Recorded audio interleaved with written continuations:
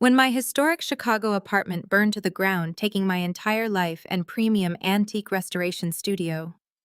With it, I called my mother for help. She sighed into the phone, annoyed that I interrupted a celebration, and told me it was not her problem, and I should have been more careful. Then the fire investigator walked out of the smoking ruins holding a melted smart lock motherboard. He looked me dead in the eye and asked who had access to my apartment exactly 7 days ago because the fire alarm was manually overridden. What he showed me next made my blood run cold. My name is Allison, 33 years old, and I was about to discover the absolute darkest depths of my very own family. Before I continue this story, let me know where you are watching from in the comments below. Hit like and subscribe if you have ever had your trust completely shattered by the people who were supposed to protect you. The freezing Chicago wind whipped against my face, but I could not feel the cold. I stood on the sidewalk across from my building, coughing violently as thick black smoke billowed into the night sky. The acrid stench of burning chemicals and charred historic wood coated the back of my throat. Flashing red and blue lights illuminated the horrified faces of my evacuated neighbors. Firefighters shouted orders over the roar of the blaze, aiming massive streams of water into the second-floor windows. Those windows belonged to my home and my professional restoration studio. I watched 10 years of my life being reduced to ash. Priceless antique furniture, imported varnishes, specialized restoration tools, and the secure vault holding client pieces all engulfed in an unstoppable inferno. My hands shook uncontrollably. I could barely hold my phone. I needed my family. I needed someone to tell me it was going to be okay. I dialed my mother, Cynthia. The phone rang 5 times before she finally picked up. Loud music and the clinking of glasses echoed in the background of her call. "Mom," I gasped, choking on another lungful of smoke. "My apartment is on fire. Everything is gone." I barely made it out. There was a brief pause on the line. I waited for the panic in her voice, the desperate questions asking if I was injured or safe. Instead, I heard a heavy, irritated sigh. "Are you kidding me right now, Allison?" She snapped, her tone dripping with annoyance. "We are at a private dinner at the steakhouse downtown. Desmond just popped a $2,000 bottle of champagne to celebrate his new commercial real estate acquisition for his development group. Why are you calling and ruining the mood?" I stared at the burning building in disbelief. "Mom, my home is burning down. I have nothing but the pajamas I am wearing." "Well, that is not our problem," she replied coldly. "I told you 100 times you should have been more careful with those moldy antiques and toxic varnishes you hoard in that place. We are busy celebrating the husband of your sister. Call your insurance company and handle it like an adult. Do not expect us to bail you out." The line went dead. I slowly lowered the phone from my ear. The rejection hit me harder than the freezing wind, but I should have expected it. This was the same woman who, when I was 20 and had emergency appendicitis, refused to leave a luxury ski resort in Aspen because it would ruin the winter vacation of Brittany. They had left me to recover in a hospital room alone while they posted photos of themselves drinking hot cocoa on the slopes. I was the scapegoat, the disappointment who chose restoring old junk over a lucrative corporate career. Brittany was the golden child, and Desmond, her ambitious cutthroat husband, was the son my parents always wanted. I wiped the soot from my wet cheeks.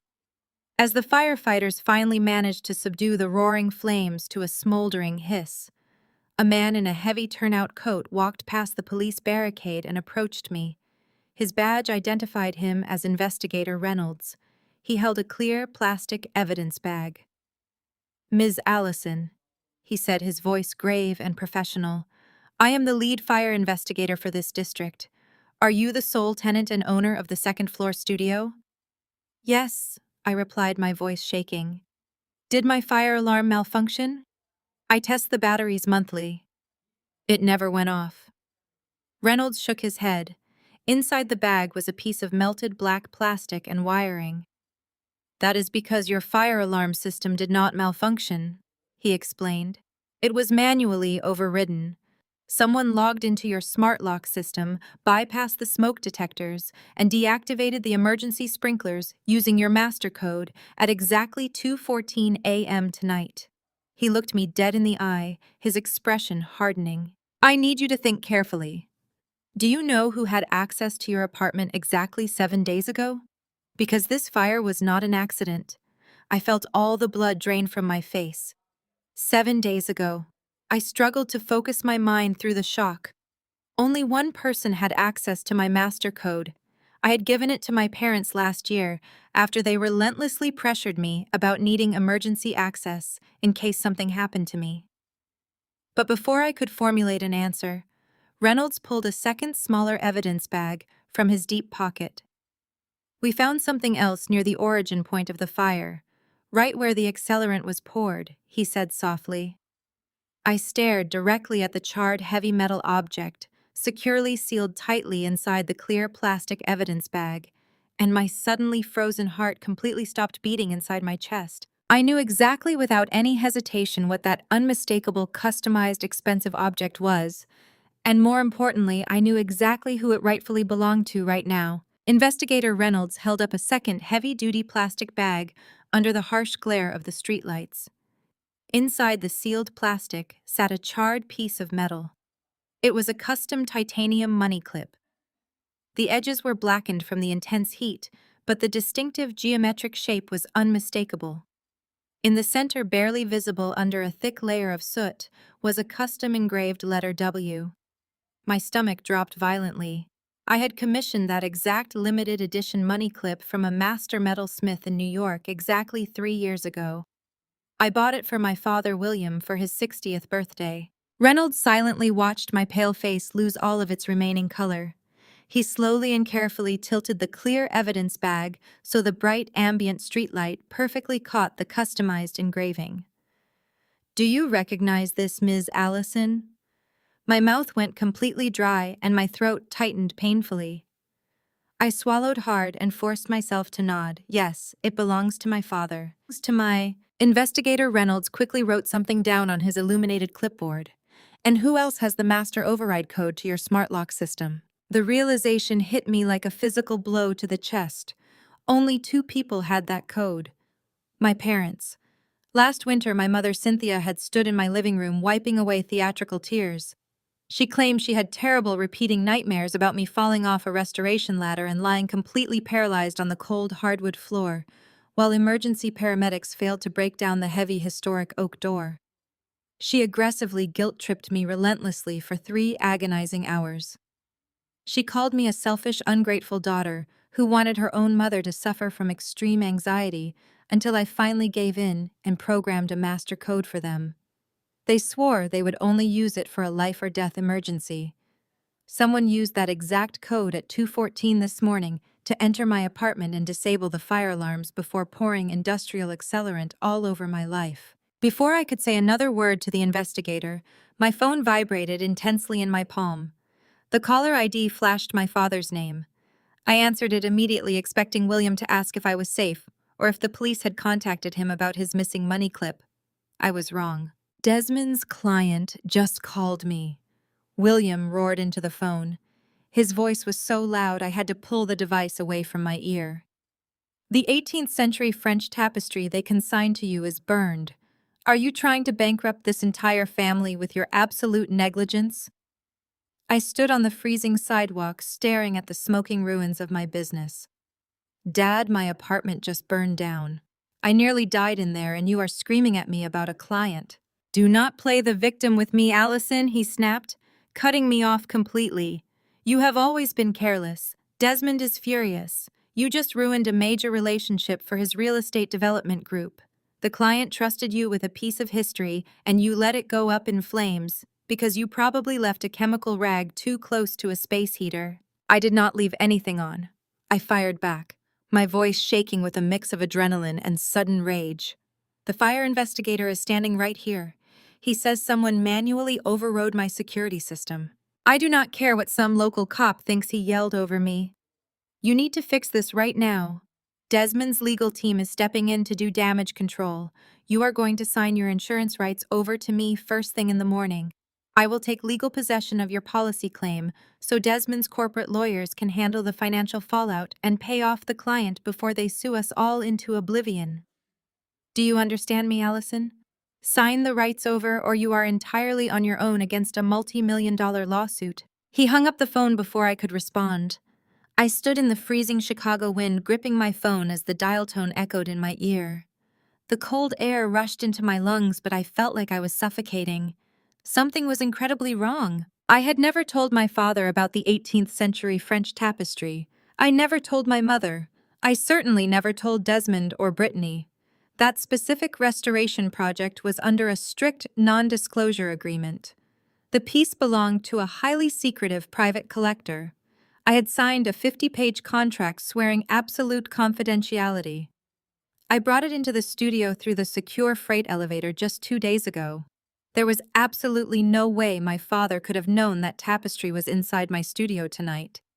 Unless he had been inside my studio. My hands shook violently as I unlocked my phone screen. I opened my commercial insurance provider application to check my policy details and see if Desmond's lawyers had already filed a preliminary claim. The screen loaded, casting a pale blue glow over my ash-covered hands. I navigated to the policyholder dashboard and froze. The main screen did not show my standard liability coverage. Instead, a bold red notification banner dominated the top of the application. It declared that a massive modification had been processed and legally bound to my account. I stared at the terrifying update, my pulse pounding in my ears. The realization made me physically sick to my stomach as I read the unbelievable details listed under my name. Everything my father just screamed at me took on a horrifying new context. I was not just looking at a burned building anymore. I was looking at a highly coordinated financial trap designed by the very people who raised me. They had intentionally orchestrated the complete destruction of my entire livelihood, and they expected me to blindly hand over the payout. The smoke still burning my lungs felt like poison, but the truth was far more toxic. I practically kicked the glass door completely off its metal hinges when I walked into the downtown office of my insurance broker. The sleek corporate lobby was completely empty at this exceptionally early hour, but Marcus was already sitting nervously at his desk. He looked up from his monitor and immediately wiped a thin layer of sweat from his forehead when he saw my soot-covered clothes. "Allison," he stammered, standing up so fast his ergonomic chair slammed into the glass wall behind him. "I just saw the morning news. The historic district fire. I am so incredibly sorry for your loss." "Cut the corporate sympathy routine, Marcus," I said, marching straight up to his polished mahogany desk. My father just threatened me with a multi-million-dollar lawsuit over a highly confidential piece of art. The only way he could possibly know about that French tapestry is if he was inside my secure studio. And the only way he would ever care about my ruined business is if there was a massive payout attached to it. "Pull up my policy right now." Marcus swallowed hard and nervously adjusted his expensive silk tie. "Allison, you know I cannot discuss ongoing investigations. The adjusters have not even secured the site yet." I slammed my ash-stained hands onto his pristine desk, leaving dark smudges across the glass surface. "I am the sole owner of that building and the primary policyholder. Pull up the file or my next call is to the State Insurance Fraud Commission." He flinched at the threat of a state audit. His hands trembled as he typed my name into his database. He turned his sleek computer monitor around to face me. The screen displayed my standard commercial liability coverage, but there was a massive red addendum attached to the top of the file. I stared at the numbers blinking on the screen and felt the air physically leave my lungs. 30 days ago, my standard policy was upgraded. It was not just a minor coverage bump. It was a comprehensive commercial umbrella policy maxed out to the absolute highest tier possible, $5 million. Someone increased my coverage to $5 million 30 days before a catastrophic fire burned my property to the ground. I asked, my voice dangerously quiet. Marcus nervously cleared his throat and refused to meet my eyes. "The upgrade was fully authorized, Allison. It covers total structural loss, inventory destruction, and full business interruption." "Show me the authorization form," I demanded, pointing a shaking finger at the screen. "Open the exact document that approved this $5 million upgrade." Marcus clicked a folder icon, and a scanned document filled the screen. I leaned in close, reading the fine print. At the very bottom of the page was my signature. Except it was not my signature. The handwriting was a flawless replica of my first and last name, but it included my middle initial. I have never used my middle initial on a single legal document in my entire adult life. My father, however, insisted on using it for everything. "This is a forged document," I stated plainly. "I did not sign this." Marcus quickly scrolled down to the second page of the addendum. "It gets worse, Allison. Look at the beneficiary disbursement clause." My eyes scanned the legal jargon. In the event of a total property loss, the primary policyholder receives the depreciated building value. But a new clause had been inserted reallocating the $5 million umbrella payout to a secondary beneficiary designated as a primary investor. The name listed was Apex Holdings LLC. I knew that company name.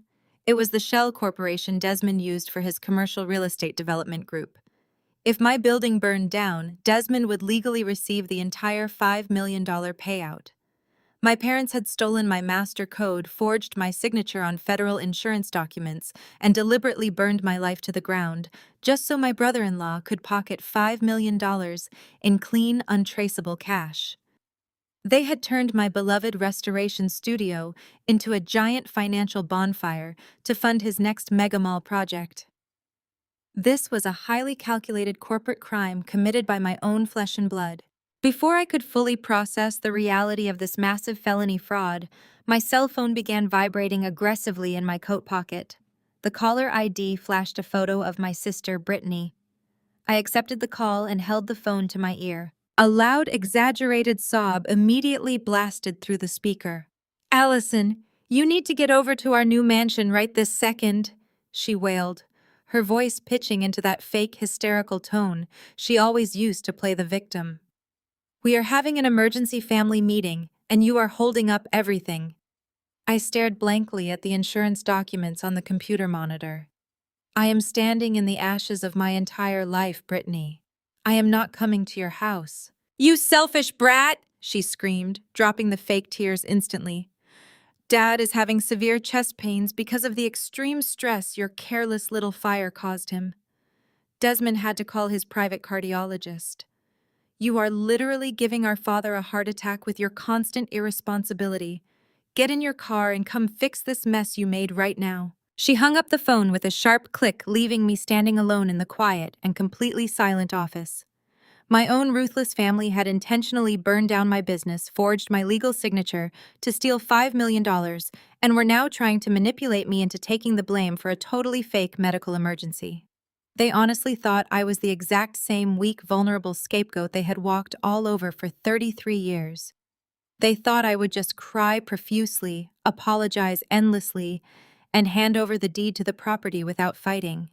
They had absolutely no idea what I was about to bring to their front door. I pulled my rental car into the sprawling, circular driveway of Desmond and Brittany's ultra-modern glass and steel mansion in the northern suburbs. There were absolutely no ambulances waiting. There were no frantic paramedics rushing to save my father from a massive heart attack. Through the massive floor-to-ceiling windows, I could clearly see my father standing in the opulent chef's kitchen, swirling a glass of amber bourbon and laughing out loud. The medical emergency was a complete fabrication just to summon me on demand. I slammed my car door and marched up the limestone steps, my clothes still reeking of toxic smoke and wet ash. Brittany swung the heavy mahogany door open before I could even knock. She wore a pristine silk lounge set and held a crystal flute of sparkling water. She did not ask if I was hurt or terrified. She simply pinched her perfectly contoured nose and glared at my soot-stained sweatpants with absolute disgust. "You always dress like absolute trash just to embarrass me in front of our neighbors," Brittany sneered, stepping back to avoid getting soot on her pristine white rugs. "You could have at least changed before bringing your mess to my home." I slowly stepped inside, leaving a trail of ash on her imported marble floor. "I would have put on a nicer outfit, Brittany, but everything I own just burned to the ground. And if I recall correctly, the only reason I cannot afford a designer wardrobe like yours is because you stole my entire college fund just to pay for your $100,000 wedding florals." Brittany rolled her eyes, letting out a dramatic sigh as she locked the door behind me.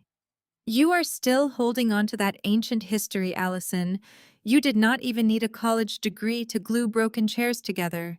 Come into the living room and stop making a scene. Dad is incredibly stressed out today because of your little disaster. I followed my sister into the cavernous living room where Desmond was waiting. He was the picture of corporate success, wearing a tailored charcoal suit, without a single wrinkle, projecting the calm, calculating authority of a vice president of commercial real estate. My parents, Cynthia and William, sat on the plush leather sofas watching me with unified expressions of severe disappointment. Desmond stood up and adjusted his expensive watch, playing the role of the benevolent and highly successful executive trying to manage an unruly subordinate. "Let us keep our voices down, Allison," he said smoothly, using his polished boardroom voice. "We are all family here, and we just want to find a synergistic solution to this unfortunate liability you created." "Liability," I repeated, staring at the man who had secretly engineered a $5 million insurance policy on my life's work. "My home was just destroyed, Desmond." Desmond sighed and pulled a sleek leather checkbook from his suit pocket. He uncapped a gold fountain pen and quickly scribbled a number before tearing the check out and holding it toward me. "I am going to make this very simple for you, Allison. Here is a check for $10,000. Consider it an act of extreme generosity from my firm to help you get back on your feet." I stared at the piece of paper fluttering in his hand. $10,000. It was an absolute insult, a fraction of what they were trying to steal. "Take the money." Allison Desmond continued, his voice dropping to a low, commanding register. "You are going to deposit that check, and then you are going to call the fire investigator. You will tell the cops you accidentally left a high-powered industrial heat gun plugged in overnight. You will accept full responsibility for the accident and close the file. Do not make this a criminal investigation.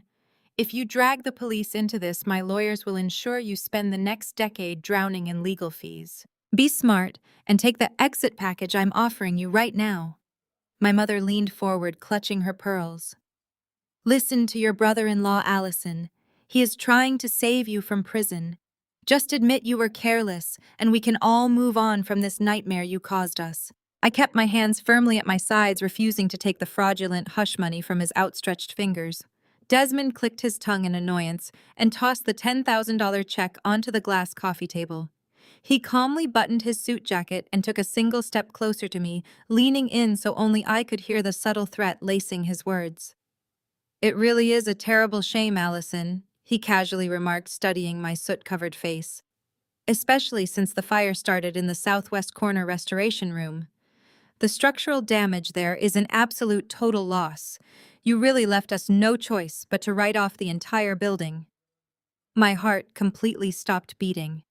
I stared at Desmond, my lungs suddenly forgetting how to process oxygen. A cold sweat broke out across my ash-stained neck. The fire department was still actively fighting the lingering hotspots when I left the scene. Investigator Reynolds had explicitly told me that the entire building was currently sealed off to the public pending a thorough hazardous materials sweep. The police had absolutely not released the origin point of the fire to the press or the public yet. Even I did not know exactly which room the flames had originated in. I stood completely frozen in the center of their luxurious living room, staring into Desmond's cold, calculating eyes. There was only one possible way my brother-in-law could know that the inferno started specifically in the southwest corner restoration room. He knew the exact origin point because he was the one who told the arsonist exactly where to pour the chemical accelerant. He had just confessed to the crime without even realizing it. I forced my facial muscles to remain completely slack, burying the massive and unexpected surge of adrenaline rapidly spiking through my veins. Desmond was watching me with extreme intensity, waiting for my reaction to his horrific slip-up. If I accused him right now, I would prematurely tip my hand and immediately lose my only tactical advantage. I desperately needed undeniable, concrete physical proof to give directly to Investigator Reynolds. I slowly lowered my eyes to the glass coffee table and reached for the $10,000 check.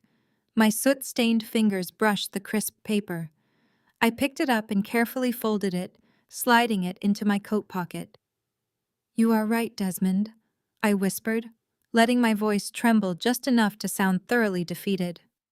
"I must have been careless. The stress of the business has been overwhelming lately. I'm so sorry for ruining your evening." Desmond exhaled a breath of relief, visibly relaxing his tense shoulders. He adjusted his silk tie and offered a patronizing smile. "That is the Allison we know," he murmured smoothly. "Reasonable and cooperative." My mother, Cynthia, seized the opportunity, sensing my manufactured vulnerability. She stood up from the sofa and crossed her arms, her diamond bracelets clinking together. "You have always been incredibly clumsy, Allison," she scolded, her tone dripping with maternal disappointment. "Do you remember when you were 16 and knocked over that antique vase in the foyer? We had to pay thousands to restore it. You simply lack the spatial awareness required for delicate work. This fire was an inevitable tragedy waiting to happen." I kept my eyes fixed firmly on the floor, allowing her to aggressively gaslight me. "Yes, Mom," I said softly. "I should have been more careful." "Exactly," Cynthia snapped, pressing her advantage. "And now your profound carelessness has caused a massive liability for this entire family. That historic building is destroyed, but the land itself still holds some residual value. Desmond is willing to take on the massive financial burden of clearing the toxic debris. All you have to do is sign the land deed over to his development group first thing tomorrow morning. It is the absolute least you can do to cover the damages and apologize for ruining our week. Handing over the deed is the only responsible choice you have left." I nodded slowly, pretending to deeply consider her outrageous demand. They did not just want the $5 million insurance payout. They wanted the highly coveted downtown real estate my building sat on. I needed a moment away from their piercing stares to gather my thoughts and search for anything that could permanently incinerate their greedy plans. "I will sign whatever you need tomorrow morning," I said, my voice entirely hollow. "I just need a few minutes to process everything. Could I please use the bathroom in the executive office suite to wash this toxic ash off my face before I drive back to my temporary hotel?" Brittany waved her hand dismissively, her diamond engagement ring catching the harsh overhead light. "Fine. Just use the guest powder room connected to Desmond's study, and please do not touch anything in there. The cleaning staff just polished the fixtures today." I turned away from my family and walked down the long, echoing corridor toward the west wing of the mansion.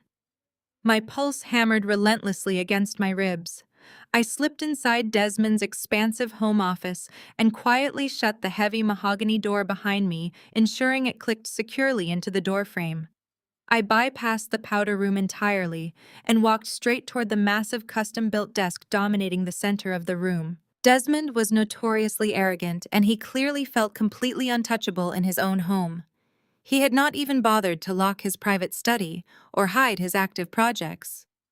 Spread wide open across the smooth leather blotter was a massive architectural blueprint. I leaned over the desk, my eyes scanning the intricate technical drawings and zoning borders. The document was incredibly detailed, featuring colorful rendering overlays and municipal approval stamps. I immediately pulled my phone from my pocket and opened the camera application. I snapped dozens of high-resolution photos, making absolutely sure to capture the project title, the date stamps, and the precise geographical coordinates. The title block in the bottom right corner read, "The Apex Commercial Retail Center." It was Desmond's highly anticipated multi-million-dollar mega mall project. I zoomed in on the central plaza of the schematic, and my blood ran completely cold. Right in the absolute center of the designated demolition zone, surrounded by heavy red ink, was the exact parcel number for my historic apartment building.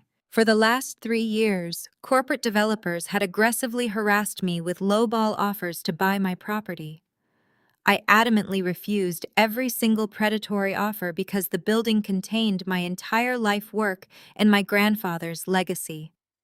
Desmond knew I would never sell the land to him under any circumstances, so he engineered a flawless corporate trap. He used my parents to steal my master security code and bypass my alarms. He forged my signature to attach a $5 million commercial umbrella policy to the property, designating his own shell corporation as the sole beneficiary. Then he hired an arsonist to pour accelerant in the exact room where I kept my highly flammable varnishes, guaranteeing a total catastrophic loss. They did not just burn down my home for the insurance money. This was a forced eviction by Arson. They intended to collect $5 million in clean insurance cash, steal the remaining land deed through intense psychological manipulation, and then build their massive commercial empire directly on top of my ashes. I slipped my phone back into my pocket and walked toward the bathroom sink to wash the soot from my face. My family thought they had successfully destroyed me tonight, but they had just handed me the exact weapon I needed to bury them. I wiped my face with the cold, damp paper towel in Desmond's powder room and stared at my reflection in the mirror. My hands were shaking violently, but the paralyzing shock had completely vanished, leaving behind a razor-sharp crystalline rage. I took a deep breath, smoothed my soot-stained shirt, and marched directly back down the echoing hallway into the cavernous living room. Desmond was still standing exactly where I left him, holding his crystal glass of bourbon, while my parents and Brittany watched me expectantly. They all wore identical expressions of arrogant confidence, fully believing they had just successfully manipulated the weak link of the family into absolute submission. I walked straight up to the glass coffee table, picked up the $10,000 check, and looked Desmond dead in the eye. "You really thought $10,000 was enough to buy my silence, Desmond?" I asked, my voice echoing loudly across the imported marble floors. "You thought I would just quietly take the blame for a massive federal crime so you could build your little shopping center?" Desmond's confident smirk instantly vanished. His posture went completely rigid. I gripped the edges of the expensive check and ripped it cleanly in half, right in front of his face. Then I ripped the halves again, letting the shredded pieces of paper fall like snow onto his pristine white rug. "I am not signing over the property deed to your shady shell corporation, Desmond," I stated, my voice rising with absolute certainty.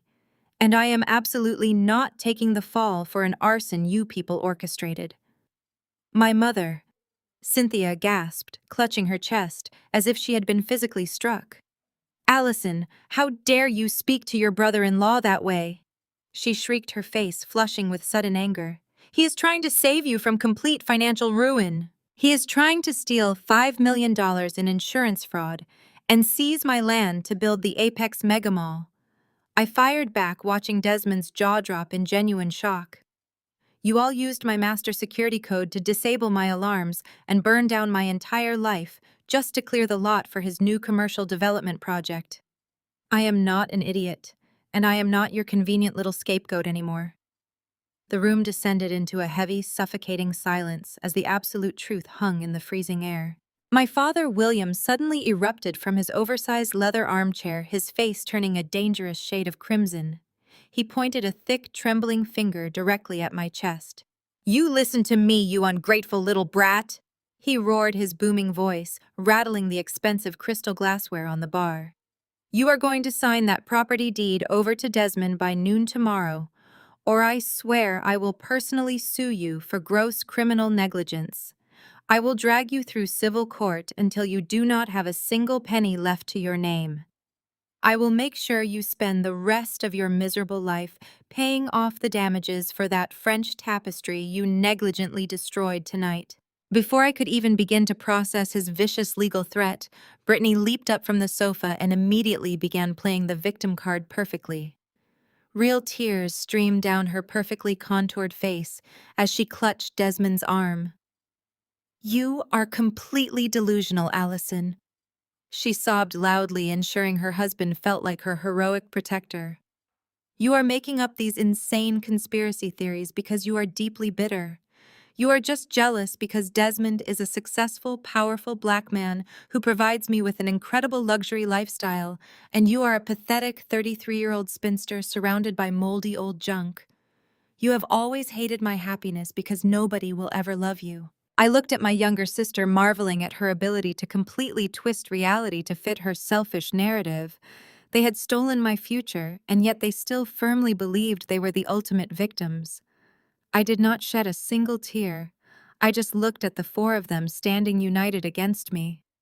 "I am done playing your sick and twisted little family games," I said coldly. I turned on my heel and walked directly out of the massive living room, ignoring my mother's shrill, angry voice demanding that I immediately come back inside and apologize. I pushed open the heavy mahogany front door and stepped out into the freezing night air, leaving their toxic mansion behind me. The cold wind whipped across my face as I marched down the limestone steps and across the expansive circular driveway toward my cheap economy rental car. My hands were shaking violently as I unlocked the vehicle and collapsed into the driver's seat. I pressed my forehead against the cold steering wheel, taking a deep breath to steady my racing heart. I had the photographic evidence of Desmond's mall project on my phone, but I still needed absolute concrete proof tying them directly to the arson. Before I could even put the keys into the ignition, my cell phone began ringing loudly in the cup holder. I glanced down and saw Investigator Reynolds' name flashing brightly on the caller ID screen. I snatched up the phone and answered it immediately. Ms. Allison Reynolds said, his voice sounding incredibly serious over the crackling phone line. "We just finished speaking with the city traffic department. We pulled the municipal street camera footage from an intersection exactly 2 blocks over from your restoration studio." I held my breath, gripping the steering wheel tightly. "Did you find anything?" I asked, my voice barely a whisper. "Yes, we did," he replied grimly. "We caught a clear shot of a dark vehicle fleeing the alleyway at exactly 2:15 this morning, right after the alarms were disabled.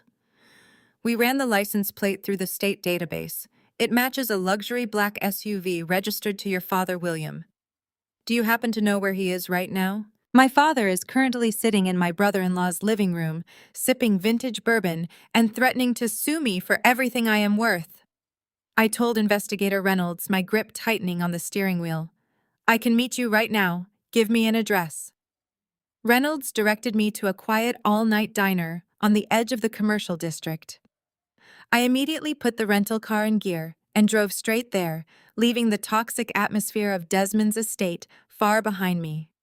When I walked into the brightly lit diner, Reynolds was already sitting in a back corner booth with my attorney, Bradley. Bradley was a sharp, no-nonsense litigator who had helped me navigate complex restoration contracts for years. I slid into the vinyl booth across from them, keeping my voice low. Reynolds slid a manila folder across the laminated table. "We have crystal-clear footage of your father's luxury SUV exiting the alley behind your building at 2:15 a.m., Reynolds stated, tapping a glossy photograph. "The timestamp places him at the scene exactly 4 minutes after the central alarm system was manually overridden using your master access code. Your father was undeniably at the scene of the crime." I stared at the grainy image of my father's car, feeling a sickening mix of vindication and profound betrayal. William was always Desmond's willing pawn. He probably poured the chemical accelerant himself. Bradley leaned forward, folding his hands, resting them on the table. "Having William on camera is a solid start, but it is absolutely not enough to take down the actual mastermind. Desmond is a vice president of commercial real estate. If we present this evidence right now, Desmond's legal team will instantly throw your father under the bus.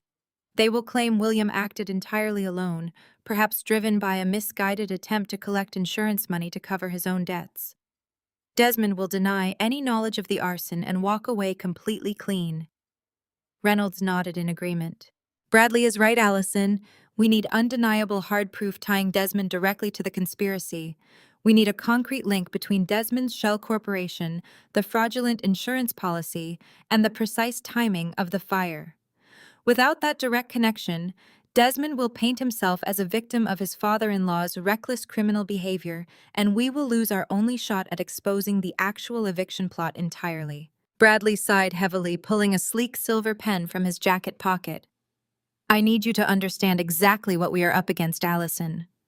Desmond employs highly paid corporate lawyers who specialize in burying opponents under mountains of paperwork. If we proceed to civil court without absolute proof, they will utterly crush you.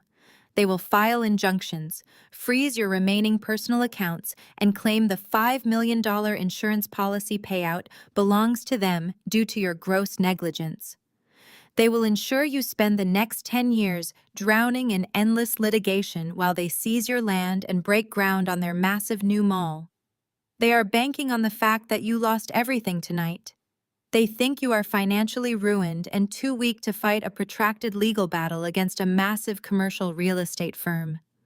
I listened to Bradley's dire warning, my expression remaining perfectly calm. A slow, confident smile spread across my face, contrasting sharply with my soot-stained cheeks. They think I lost everything, I repeated softly. But Desmond made one massive miscalculation. He clearly forgot what I actually do for a living. I am not just a local restorer fixing old chairs. As a high-end restorer, I deal almost exclusively with paranoid billionaire clients who absolutely demand flawless discretion and maximum security. My clients never trust their priceless historical artifacts in standard storage facilities. I pulled out my phone and tapped the screen, opening a highly encrypted application. The pieces that burned in the Southwest Restoration Room tonight were indeed fully insured for $5 million, but they were not the real historical artifacts. I stood up from the vinyl diner booth and grabbed my car keys.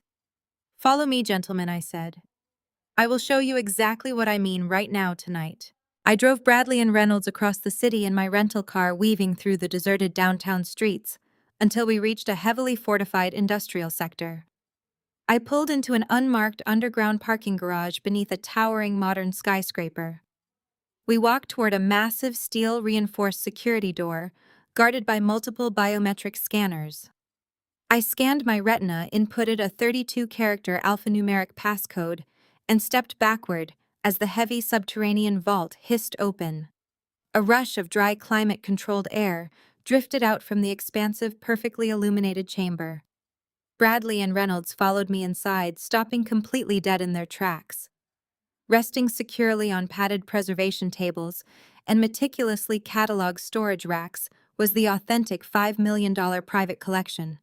The pristine tapestries, original oil paintings, and priceless 17th century furniture were entirely untouched by flames. I gestured toward the magnificent, immaculate artwork surrounding us. Because my billionaire clients demand absolute perfection, I require exact physical duplicates to thoroughly test my restoration chemicals before ever touching the genuine pieces. I explained calmly. I meticulously construct precise replicas out of cheap commercial plaster, synthetic canvas, and basic craft foam. Those practice replicas are completely worthless. That is what I stored in the Southwest Restoration Room. My father and Desmond just risked spending a decade in federal prison by committing arson and insurance fraud to destroy $30 worth of fake plaster and craft paint. They intentionally burned absolute trash. Reynolds stared at the pristine artifacts, his eyes widening in pure realization. Desmond's insurance fraud completely relies on the total destruction of these specific assets, Reynolds stated. I nodded, pulling the photographs of the blueprint from my pocket. Desmond's entire master plan just collapsed. He has absolutely no insurance payout to claim. He inadvertently confessed his knowledge of the exact ignition point. Reynolds stared at me, his jaw slightly slack as he processed the scale of the deception I had just revealed. But Allison, that still does not solve our primary evidentiary problem. We know your father was at the scene, and we know Desmond inadvertently revealed the ignition point. However, a smart defense attorney will still argue that Desmond was merely making an educated guess about the fire based on your restoration habits. We still lack the definitive smoking gun to put Desmond inside that room holding the match. I smiled, looking between the seasoned arson investigator and my seasoned attorney. You are absolutely right, Investigator Reynolds, I said, my tone dropping to a serious, calculated register. If this were a standard arson case, they might actually get away with it. But you do not handle multi-million-dollar historical artifacts without implementing extreme fail-safes. When you manage assets for highly paranoid billionaires, traditional security simply is not enough. You have to assume every alarm can be bypassed and every lock can be picked. Bradley stepped closer, his eyes narrowing as he stared at the blank screen of my tablet.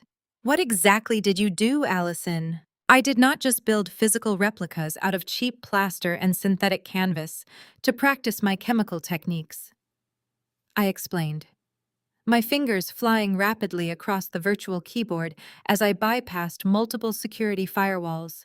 I built digital Trojan horses. Before I hung those worthless replicas on the walls of my apartment, I spent hours carefully drilling tiny hollow cavities into the intricate filigree of their antique wooden frames. I embedded military-grade ultra-high-definition micro-cameras directly into the ornate carvings. They are completely invisible to the naked eye. They are encased in specialized heat-resistant polymer shells designed to survive extreme temperatures. They do not rely on standard commercial Wi-Fi, which Desmond and my father could have easily jammed or disabled. Each camera runs on its own independent extended-life lithium battery, and most importantly, they do not store data locally. They transmit a continuous encrypted video feed via a dedicated satellite uplink directly to an offshore secure cloud server. I entered my final 32-character biometric passcode, and the secure cloud server interface materialized on the screen. Let me show you exactly what happened in the Southwest Restoration Room at 2:15 this morning, I stated, opening a specific video file. Bradley and Reynolds leaned over the stainless steel table, their eyes glued to the high-resolution display. The video feed loaded instantly, presenting a flawlessly crisp 4K color image of my restoration room. The streetlights outside cast long shadows across the floor. Suddenly, the heavy oak door swung open. The motion-activated micro-cameras immediately switched to enhanced night vision mode, capturing every single detail with breathtaking clarity. My father walked into the frame first, carrying 2 heavy industrial metal canisters. Desmond followed right behind him, wearing dark clothes and carrying a specialized thermal ignition torch. The audio feed kicked in, picking up the crisp sound of their expensive leather shoes crunching against the hardwood floor. Desmond pointed directly at the canvas replicas hanging on the far wall. "Douse everything," he commanded, his polished boardroom voice echoing clearly in the empty room. "Make sure the chemical accelerant soaks deep into the floorboards.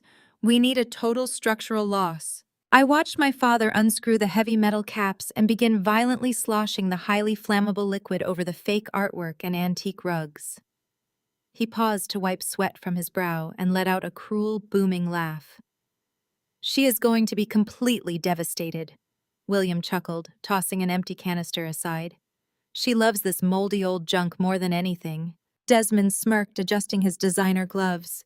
"She is a pathetic 33-year-old spinster, William. We are doing her a massive favor.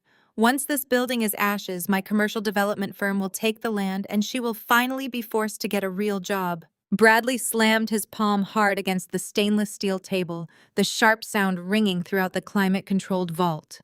"We have them," he declared, his voice vibrating with absolute triumph. "This is the ultimate smoking gun. We have them on felony arson, breaking and entering, criminal conspiracy, and malicious destruction of property. We can take this 4K footage straight to the district attorney right now." Reynolds immediately reached into his trenchcoat pocket to grab his phone. "I am calling the precinct," he said, his thumb hovering over the keypad. "We will have arrest warrants issued for William and Desmond before sunrise. They will be in handcuffs by breakfast." "No," I said sharply, stepping forward and grabbing Reynolds' wrist to stop him. "Do not make that call." Bradley stared at me in total bewilderment. "Allison, what are you talking about?" he demanded. "We have irrefutable proof of them committing a major felony. Why would we wait? If we arrest them right now based on an arson charge, Desmond will hire the most expensive corporate defense team in the state," I explained, my voice cold and unyielding. "He will claim my father manipulated him. He will plead down to a lesser charge, pay a massive fine, and spend 6 months in a luxury minimum security country club. He will survive this and try to destroy me again." I looked at the frozen video frame showing Desmond's arrogant, sneering face.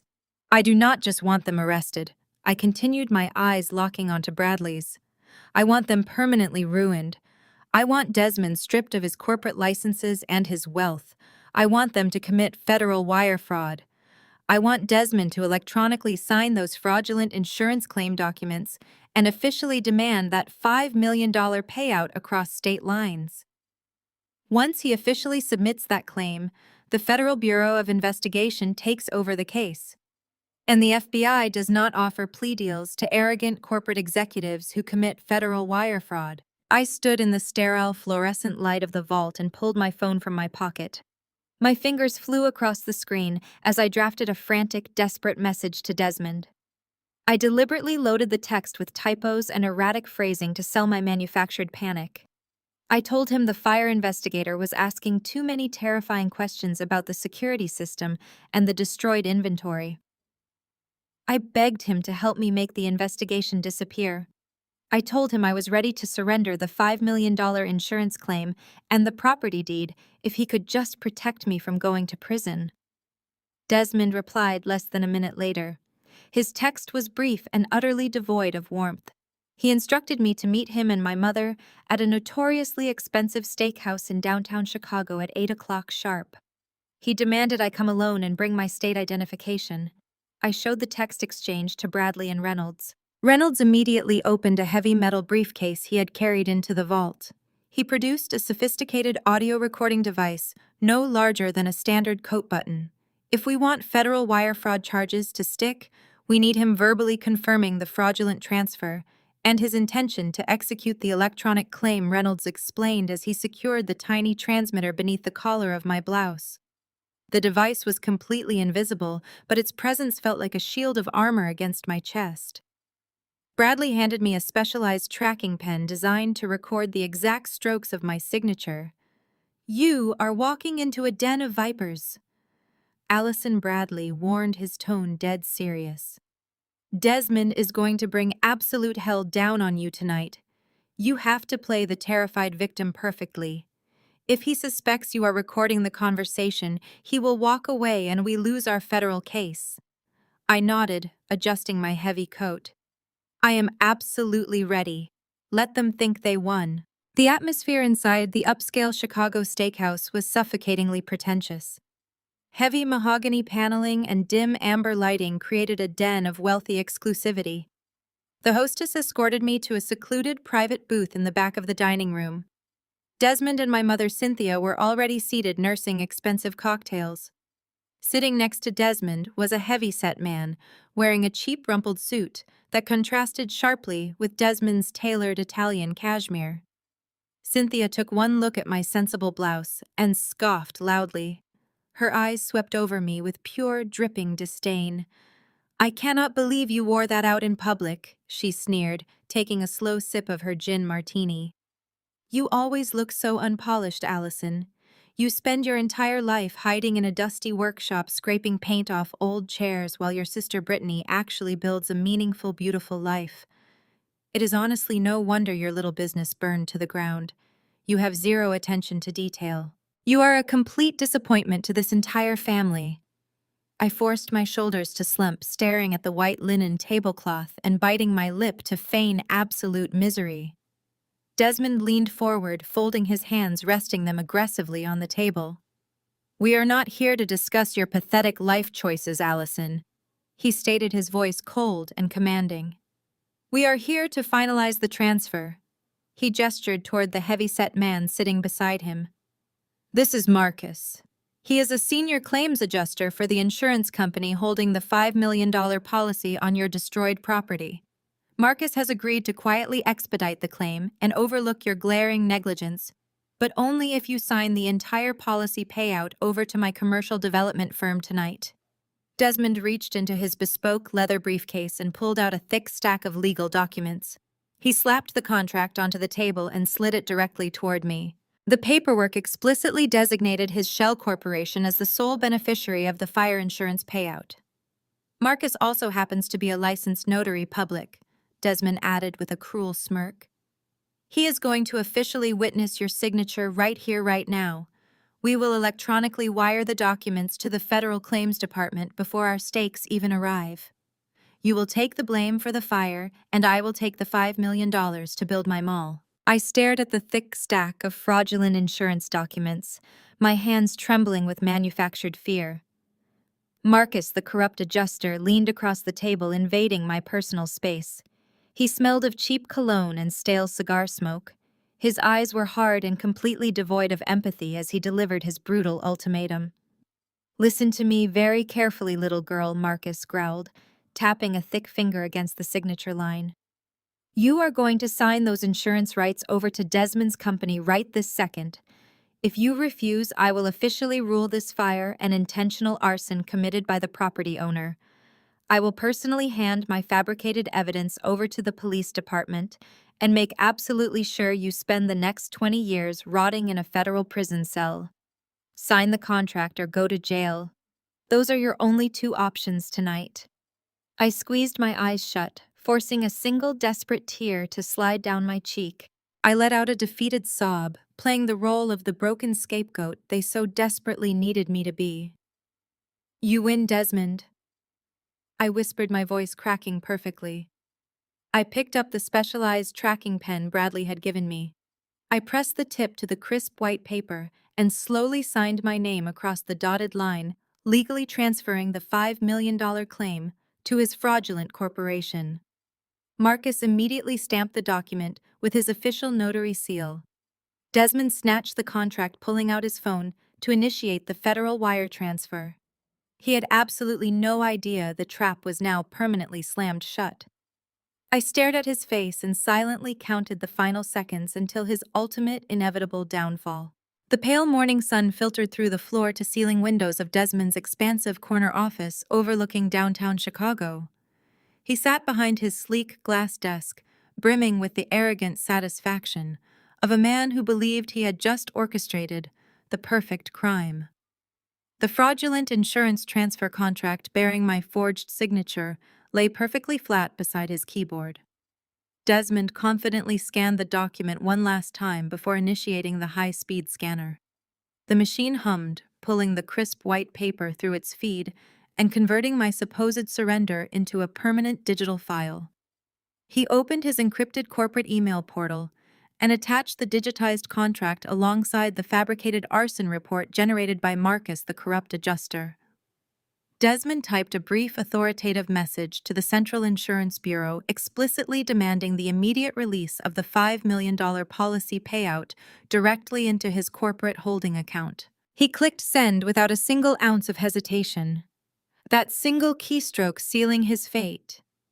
The email traversed state lines, passing through multiple secure federal servers before reaching the Bureau's processing center. In that exact fraction of a second, Desmond completely crossed the point of no return. What was merely a local arson conspiracy had now officially escalated into a textbook case of federal wire fraud. He had utilized interstate electronic communications to actively facilitate a multi-million-dollar financial crime. Desmond leaned back in his plush leather executive chair, lacing his fingers behind his head, completely oblivious to the federal trap closing tightly around him. He believed he had permanently crushed my spirit and stolen my future to fund his massive commercial real estate ambitions. He assumed he was untouchable, immune to the consequences that ruined ordinary people. He had no idea his digital footprint was already being intercepted and heavily scrutinized by federal authorities. While Desmond celebrated his hollow victory, I was sitting directly across from Bradley, inside his secure downtown law office. The heavy mahogany doors were shut tight, and the room buzzed with focused legal strategy. Bradley aggressively typed on his dual-monitor setup, watching the digital tracking software monitor the Insurance Bureau's incoming claim queue. The exact moment Desmond's email registered in the system, Bradley struck the enter key, initiating our immediate counteroffensive. He officially filed a preemptive federal injunction, blocking any potential transfer of funds from the policy payout. The system flagged the $5 million claim, instantly freezing Desmond's corporate accounts tied to the transaction. Bradley looked up from his glowing screens, a sharp, predatory smile forming on his face. "He took the bait completely," Bradley stated, his voice radiating pure professional satisfaction. "The injunction is live, and the federal authorities have officially been notified of the pending wire fraud investigation. We have him cornered right now. I sipped my black coffee, feeling a profound sense of vindication washing over me. Desmond thought he cornered me at that steakhouse? I replied, my tone steady and calm. He thought intimidation and a corrupt notary would force my hand. He never bothered to actually inspect the signature I left on his precious document. Bradley chuckled, pulling up a high-resolution scan of the contract we had intercepted through the tracking pen data. I specifically instructed you to execute the signature defect protocol, and you executed it flawlessly, Bradley noted, pointing at the digital image.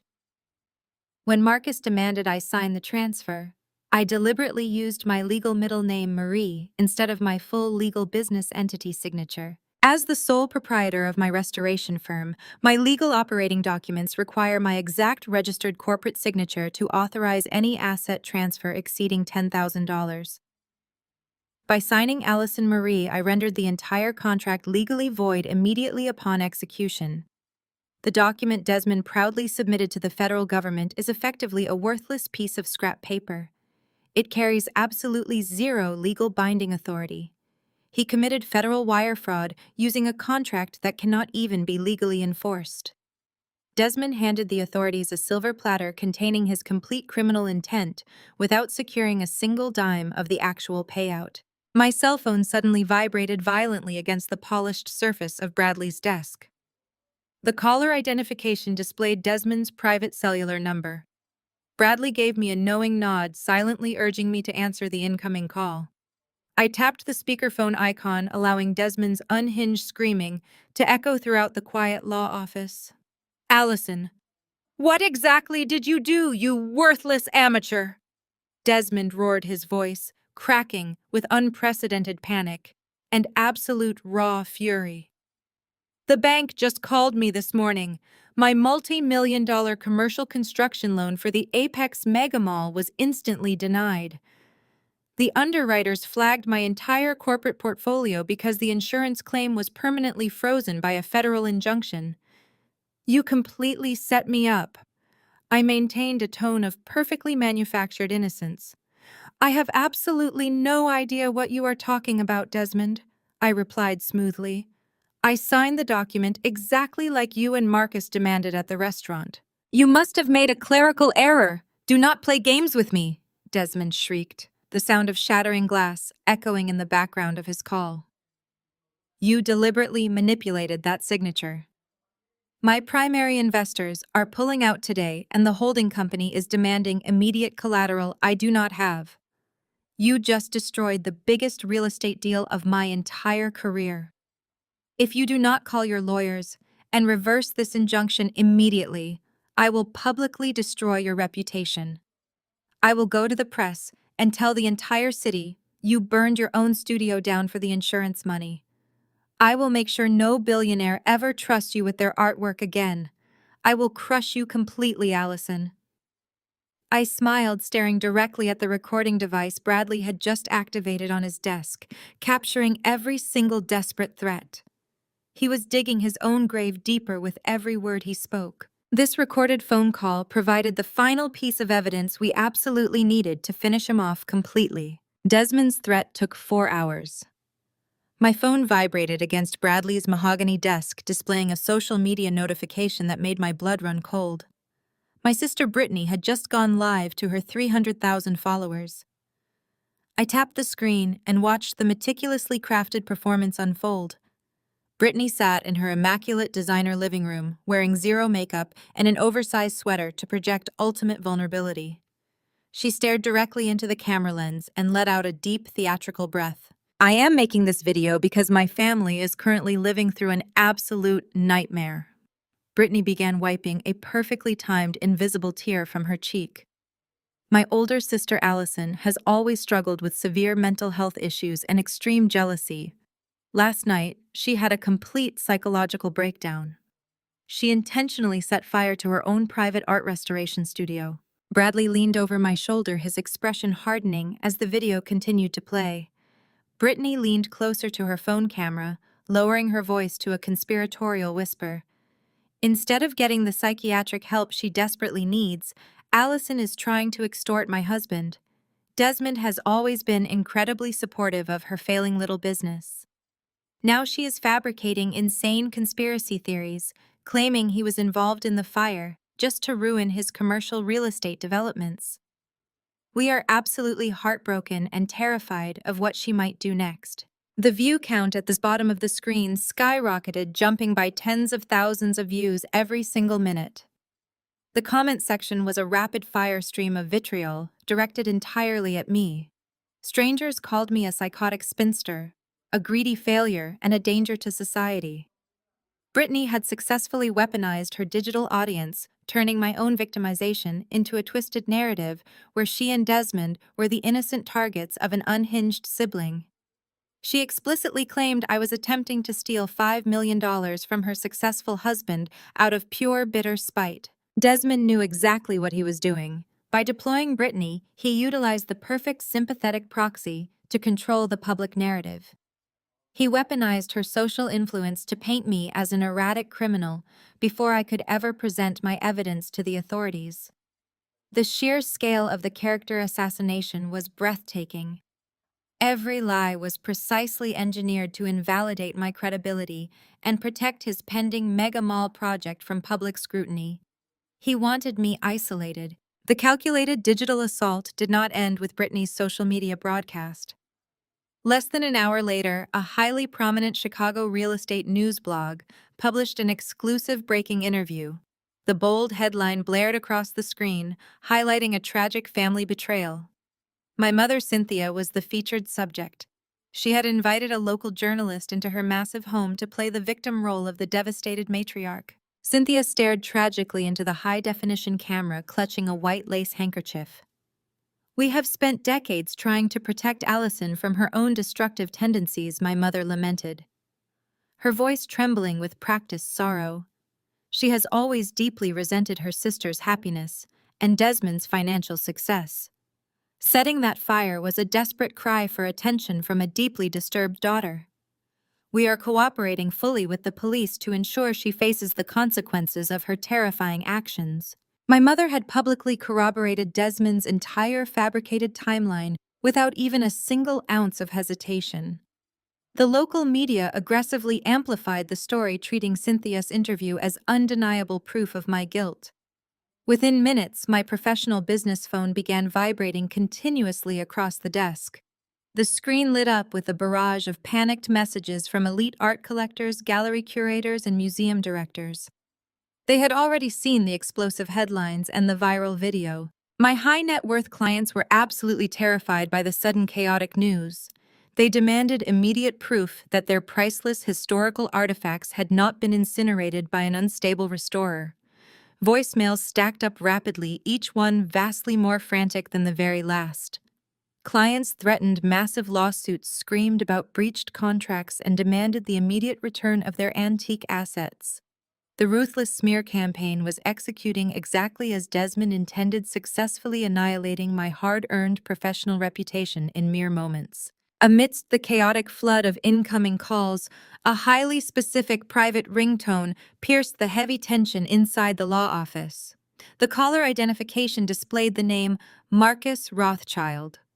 Rothschild was a notoriously ruthless billionaire industrialist and my most demanding client. He owned a private collection of 17th-century French tapestries, currently sitting safely inside my subterranean vault. He possessed the immense wealth and political influence to destroy my entire professional career with a single phone call. I took a deep, steadying breath and answered the call. "Allison." My name was a sharp crack of thunder on the other end of the line. Rothschild was practically vibrating with raw, unadulterated rage. "I am currently watching a local news broadcast claiming you intentionally incinerated your own restoration studio in a fit of psychotic jealousy. My legal team is drafting a massive lawsuit against you as we speak. I demand to know exactly why my priceless tapestries are the subject of a public scandal. Tell me my assets are secure, or I will end you." I remained calmly seated in the heavy leather chair, keeping my voice perfectly level and completely devoid of any panic. The contrast to his fury was intentional. "I understand your concern, Mr. Rothschild," I stated, projecting absolute professional authority. The media narrative you are currently watching is a desperate fabrication orchestrated by a man who just committed a major federal crime. Your tapestries are entirely safe, securely protected in my underground, deep climate-controlled vault. I do not want your empty verbal reassurances, Rothschild snapped harshly over the speaker. I want undeniable visual proof right now. I smiled, looking directly at Bradley across the desk. Check your secure encrypted email inbox, Mr. Rothschild, I instructed calmly. I just sent you a highly classified video that explains absolutely everything. The phone line went completely dead on my end. I sat back in the heavy leather chair across from Bradley, watching the glowing digital readouts on his monitor. We waited in absolute silence. Miles away in the penthouse suite of his corporate headquarters, Marcus Rothschild opened the encrypted email file I had just sent him. He clicked the play button. The ultra-high-definition video loaded instantly on his massive monitor. He watched with cold, hard eyes as the pristine 4K footage revealed the interior of my Southwest restoration room. He saw my father, William, hauling industrial canisters of chemical accelerant. Then he saw Desmond stride into the frame, impeccably dressed, holding a thermal ignition torch. The hidden microcameras captured every single word with flawless clarity, providing a perfect record of their malicious intent and calculated greed. Rothschild listened as Desmond explicitly ordered my father to douse the room, ensuring total structural failure. He heard Desmond arrogantly brag about destroying the building so his commercial development firm could seize the land for his new mega mall. When the video finished, Rothschild did not immediately call me back. Instead, he stared at the frozen frame of Desmond's sneering face. A dangerous, terrifying calm settled over the billionaire. What Desmond did not know, and what my father entirely failed to research, was the intricate web of corporate ownership dictating Chicago commercial real estate. Marcus Rothschild was not just a wealthy industrialist who collected 17th-century French tapestries as a quiet hobby. His global holding company, Rothschild Vanguard, was the primary financial backer underwriting Desmond's entire real estate firm. Desmond's ambitious vision for the Apex Mega Mall relied entirely on a massive line of credit issued directly by Rothschild's private equity division. Desmond had just deliberately set fire to a building he believed contained irreplaceable historical artifacts owned by the exact man holding the purse strings to his entire corporate empire. The sheer stupidity of the act was staggering. Rothschild picked up his private line and dialed my number, his mind already formulating a precise and completely devastating counterattack against the man who had just betrayed him. The phone rang once before I answered. Bradley leaned in, ready to deploy our next legal maneuver. Allison Rothschild's voice was no longer a booming roar. It had dropped to a quiet, lethal whisper that sent a chill straight down my spine. Your tapestries are perfectly secure in my underground vault, I stated immediately. You were absolutely right to build those replicas, Rothschild replied, his tone devoid of any lingering anger toward me. He risked my entire collection for a cheap, pathetic real estate grab. He thought he could incinerate a piece of global history just to clear a lot for a shopping center. The profound disrespect for the artwork was bad enough, but the sheer arrogance of utilizing my own capital to fund the firm executing this arson is unforgivable.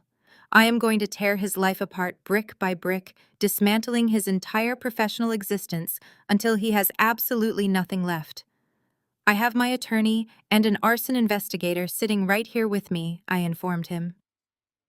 Desmond just submitted the fraudulent insurance claim across state lines via an electronic server. He officially committed federal wire fraud this morning, a charge that carries significant mandatory prison time upon a successful criminal conviction. We are preparing to hand the entire digital package over to the authorities.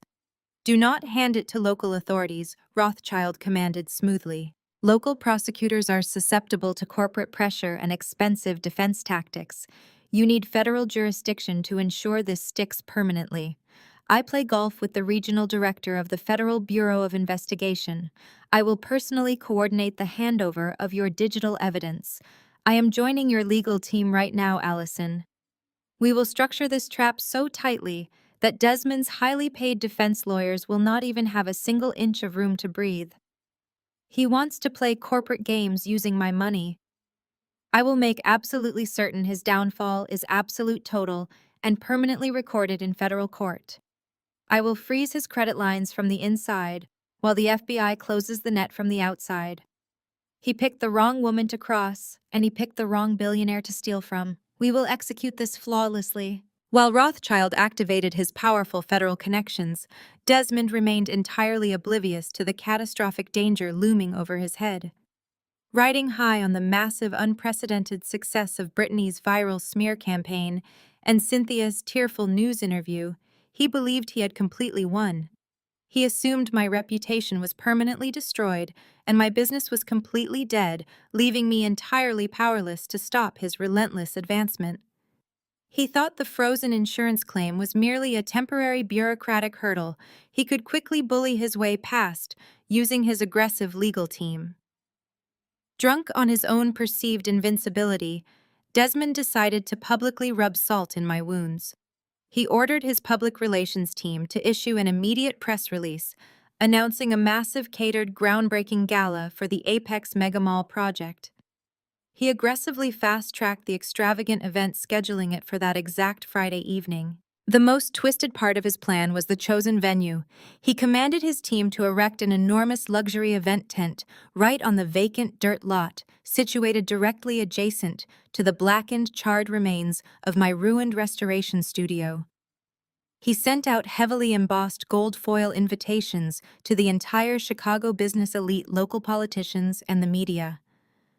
Desmond intended to use the high-profile gala to finalize his remaining investor funding and publicly humiliate me one final time by celebrating his massive corporate triumph right next to the physical ashes of my life.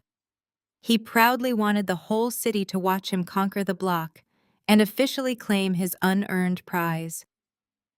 He had absolutely no idea that his upcoming extravagant victory party would serve as the exact stage for a highly coordinated federal raid. The vacant dirt lot adjacent to the charred skeletal remains of my restoration studio had been completely transformed into a grotesque monument to Desmond's staggering hubris.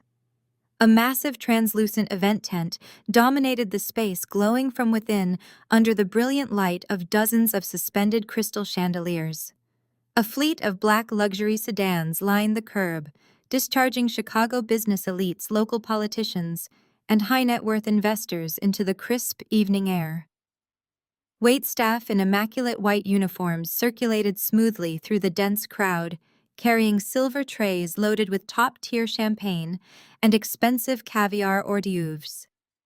Classical string music completely masked the faint, lingering scent of ash that still clung to the surrounding brick walls. At the absolute epicenter of this lavish celebration stood Desmond and my sister Brittany, soaking in the intoxicating glory of their manufactured triumph. Desmond wore a bespoke Italian tuxedo, radiating the arrogant confidence of a conquering king holding court. He enthusiastically shook hands with city aldermen and aggressively pitched the lucrative future of the Apex Megamall to a tight circle of wealthy real estate developers. Brittany clung tightly to his arm, draped in a shimmering haute couture gown that easily cost more than my entire first year of college tuition.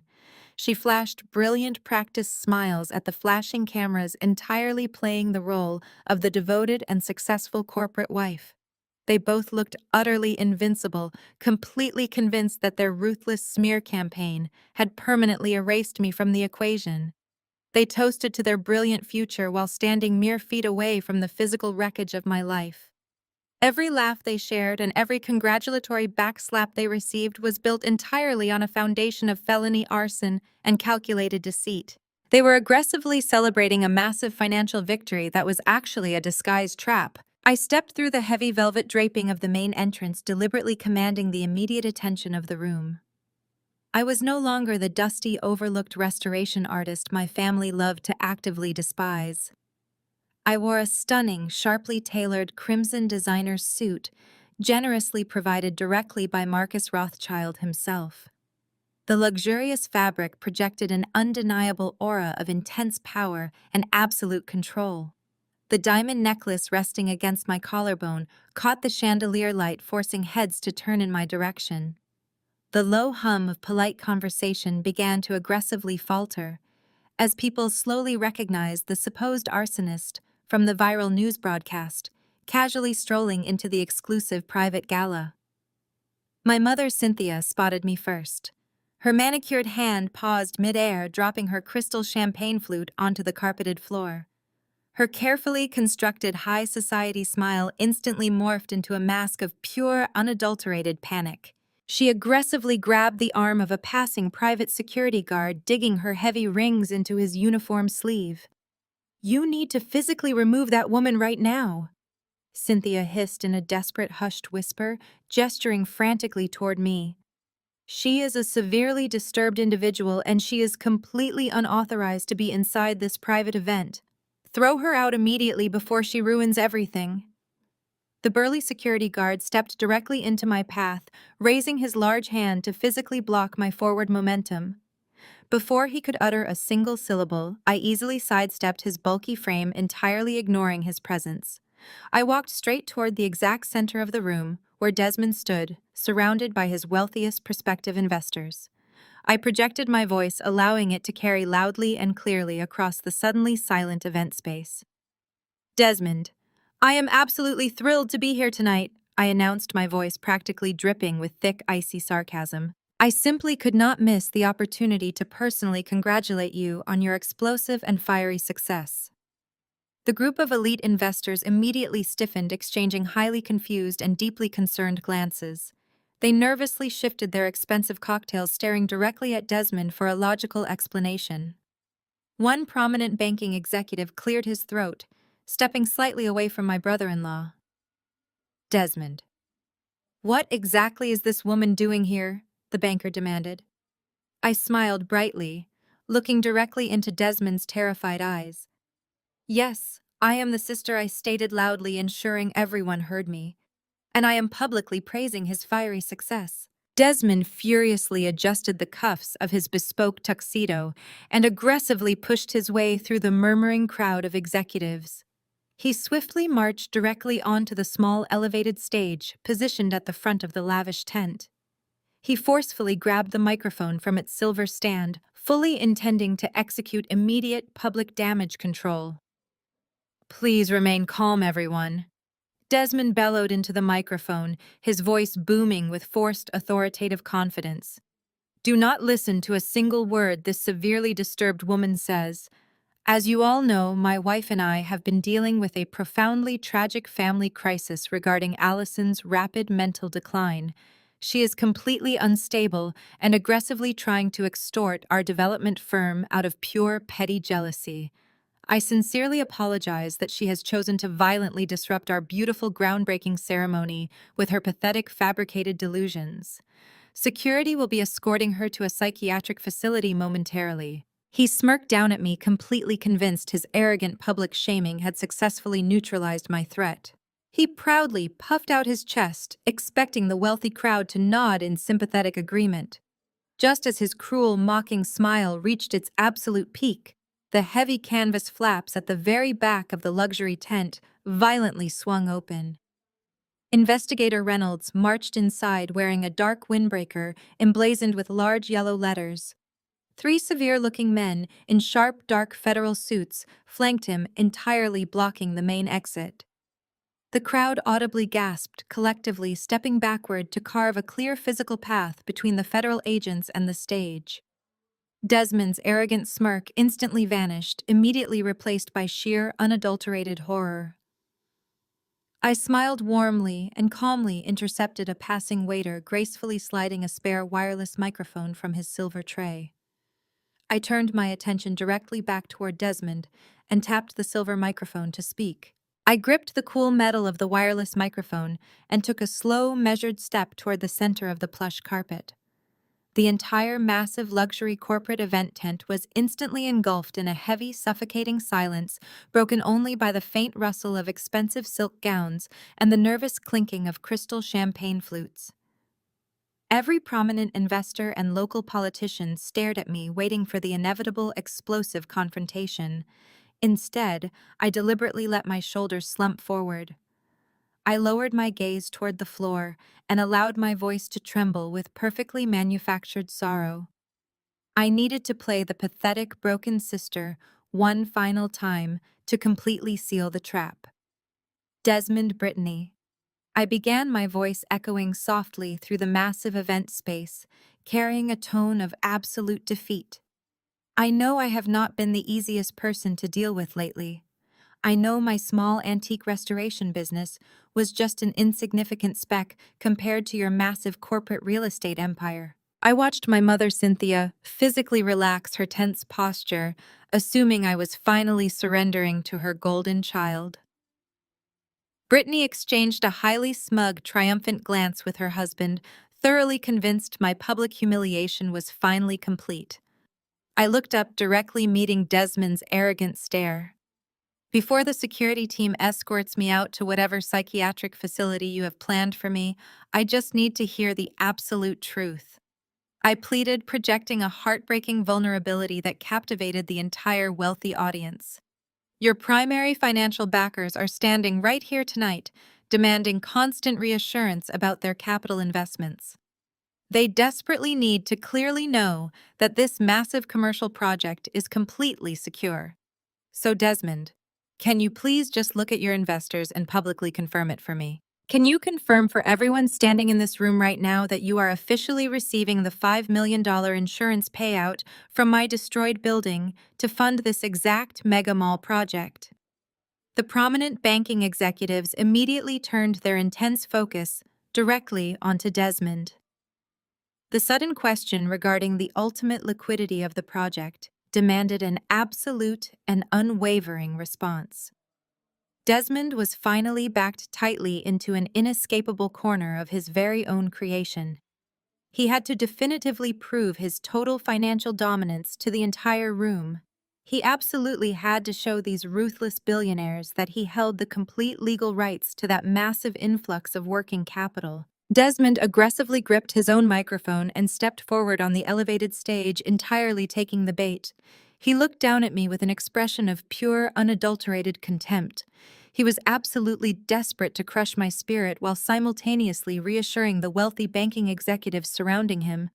Yes, Allison, since you insist on dragging this pathetic family drama into a professional corporate setting, I will gladly clarify the entire situation for you.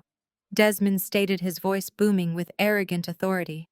He turned his attention directly toward the cluster of nervous investors, flashing them a brilliant predatory smile.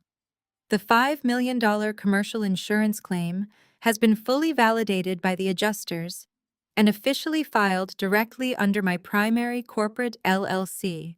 The substantial capital from that payout is legally designated to completely back the initial construction phases of the Apex project. He puffed out his chest, soaking in the visible relief washing over the faces of his prominent financial backers. It is an absolute done deal, Allison, Desmond proclaimed loudly, making sure every single person in the massive tent heard his ultimate victory. The final legal paperwork is completely finalized.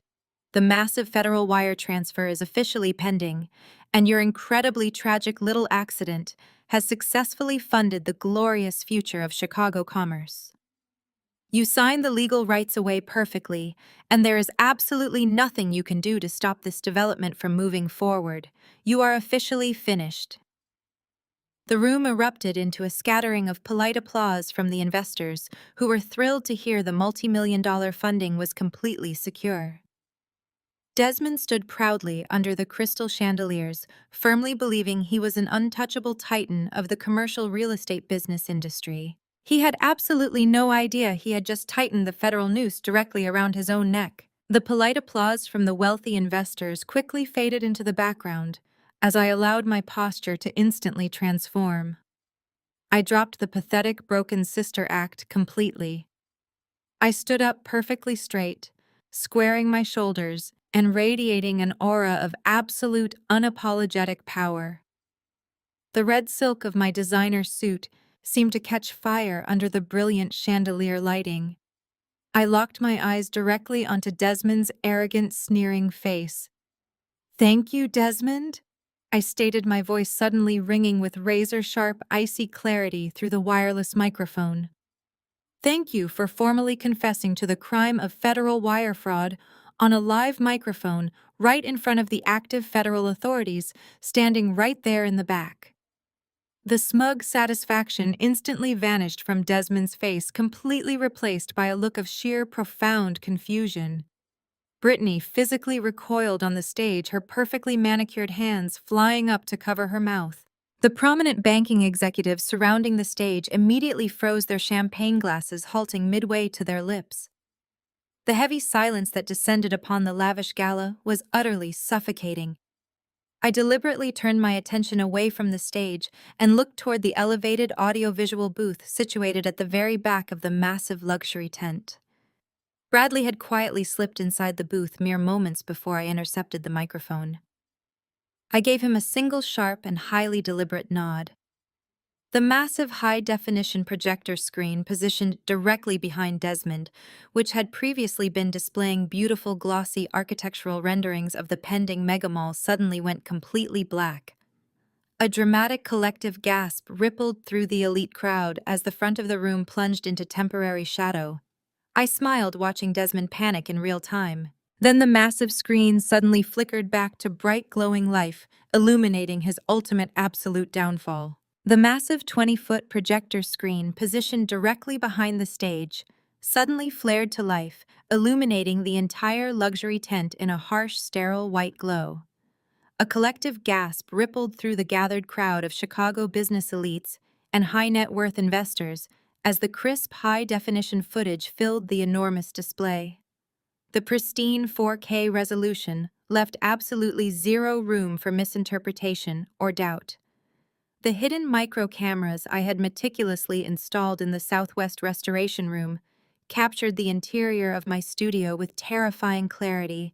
The date and timestamp glowing in the bottom right corner displayed the exact night of the devastating fire. The wealthy crowd watched in absolute stunned horror as the heavy wooden studio doors swung open on screen. My father William walked into the frame, struggling under the weight of two massive industrial canisters of chemical accelerant. Desmond strode in right behind him, impeccably dressed in a tailored suit, carelessly holding a high-powered thermal ignition torch. The high-fidelity audio kicked in, broadcasting the heavy sloshing sound of the highly flammable liquid directly through the expensive surround sound speakers Desmond had rented for his victory gala. The investors stood entirely frozen, staring up at the 20-foot projection of the man who had just solicited their millions. They watched Desmond aggressively gesture toward the load-bearing support beams, barking direct orders at my father. They watched William unscrew the heavy caps and begin recklessly dousing the irreplaceable historical architecture, the wooden floorboards, and the carefully staged replicas of the French tapestries in toxic accelerant. The pungent chemical smell seemed to almost bleed through the screen. The prominent banking executives who had been toasting Desmond's visionary genius just moments prior now physically backed away from the stage, their faces draining of all color. The sheer audacity of the crime unfolding before their eyes was completely paralyzing.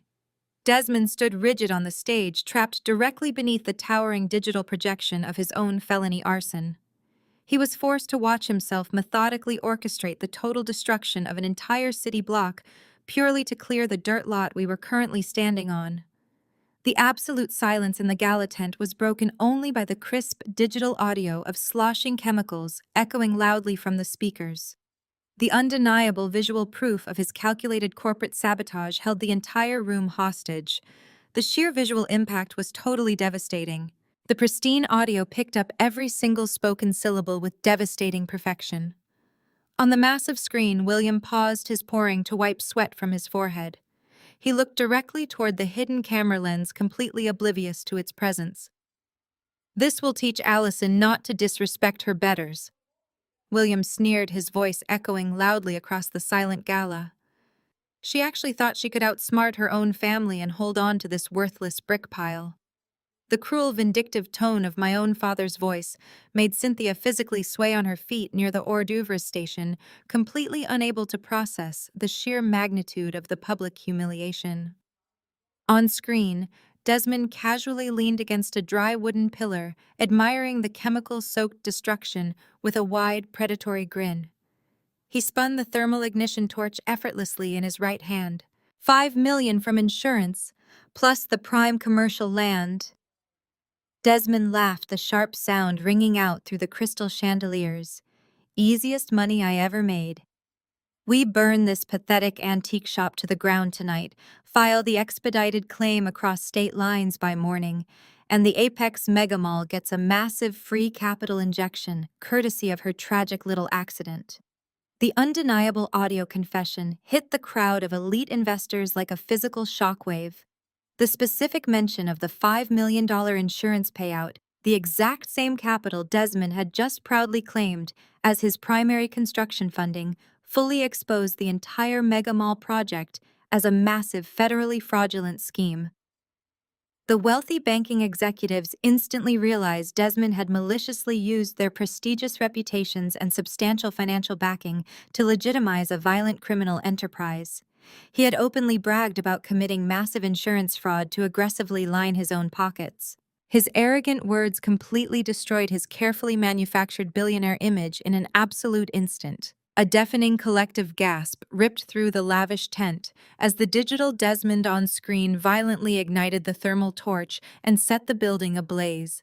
The real Desmond standing on the stage went completely pale, his arrogant tan instantly turning the color of wet ash. He frantically waved his arms, dropping his microphone, which hit the wooden stage with a loud, piercing shriek of feedback. "It is a fake!" Desmond screamed frantically, his voice cracking with pure desperation. "It is a highly sophisticated AI deepfake. She completely fabricated this entire video to aggressively sabotage my brilliant development." He turned wildly toward the stunned private security guards lining the perimeter of the luxury tent. "Cut the main power right now!"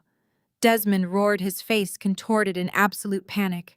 "Rip the electrical cords out of the audiovisual booth and destroy that projector immediately." The private security team hesitantly took a half step forward, completely unsure how to properly handle a billionaire commanding them to destroy expensive event equipment. Before a single guard could actually reach the elevated booth, the three severe-looking men in sharp dark suits, who had quietly entered with investigator Reynolds, simultaneously stepped directly into the center aisle. They moved with absolute terrifying synchronization, completely ignoring Desmond's frantic screaming.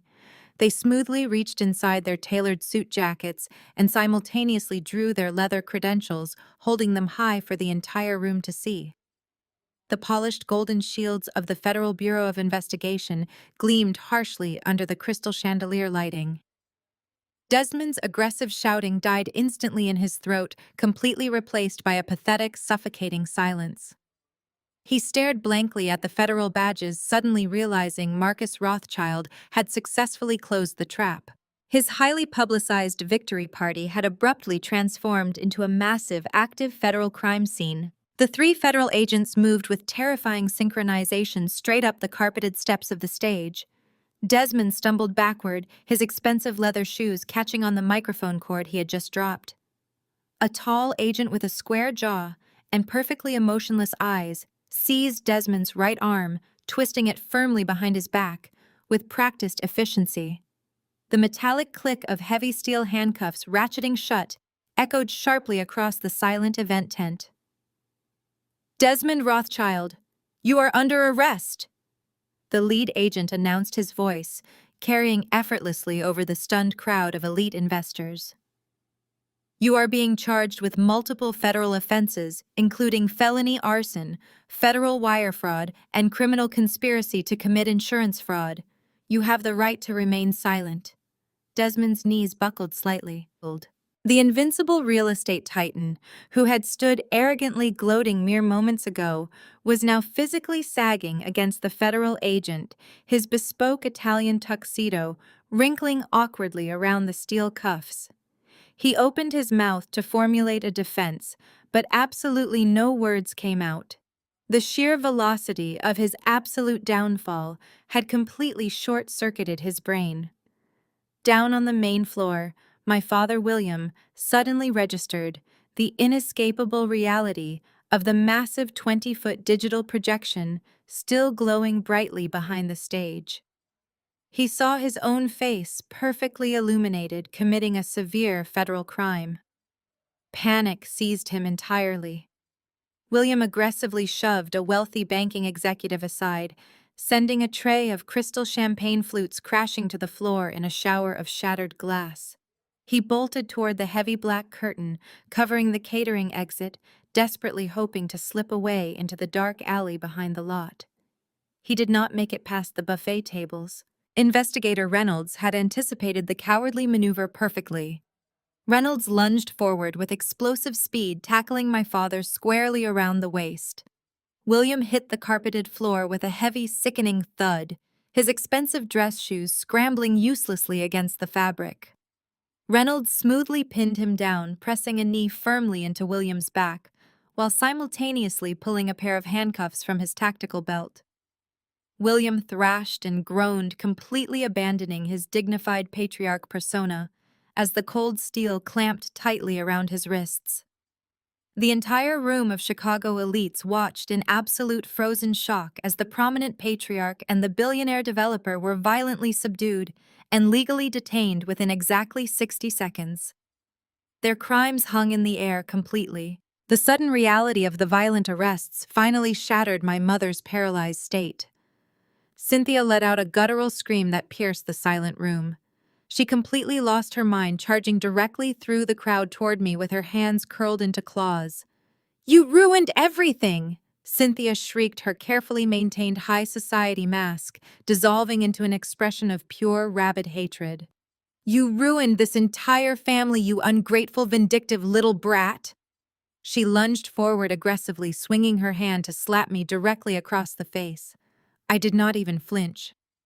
Before her hand could make contact, a female federal agent intercepted her, grabbing Cynthia's wrist mid-swing and forcefully shoving her backward. Cynthia stumbled into a cocktail table, sobbing hysterically while cursing my name. On the stage, Brittany witnessed her husband's arrest and her father's brutal takedown and immediately calculated her best survival strategy. She instantly transformed from the smug, triumphant corporate queen into a terrified, innocent victim. Brittany dropped to her knees beside Desmond, clutching her haute couture gown and sobbing dramatically. "I did not know anything about this," Brittany wailed, pointing an accusing finger directly at her handcuffed husband. "He lied to me. My father lied to me. I thought it was just a tragic electrical fire.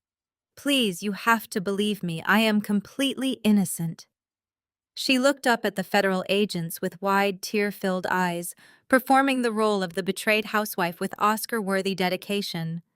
She threw the two men she claimed to love directly under the bus, without a single second of hesitation, desperately hoping to save herself from the federal crosshairs. She assumed her fabricated innocence would shield her from legal consequences. She thought she could simply cry her way out of a massive federal prison sentence. Her selfishness was transparent. I watched my sister put on the ultimate theatrical performance, completely disgusted by her absolute lack of loyalty. I calmly reached down into the pocket of my crimson suit and pulled out my smartphone.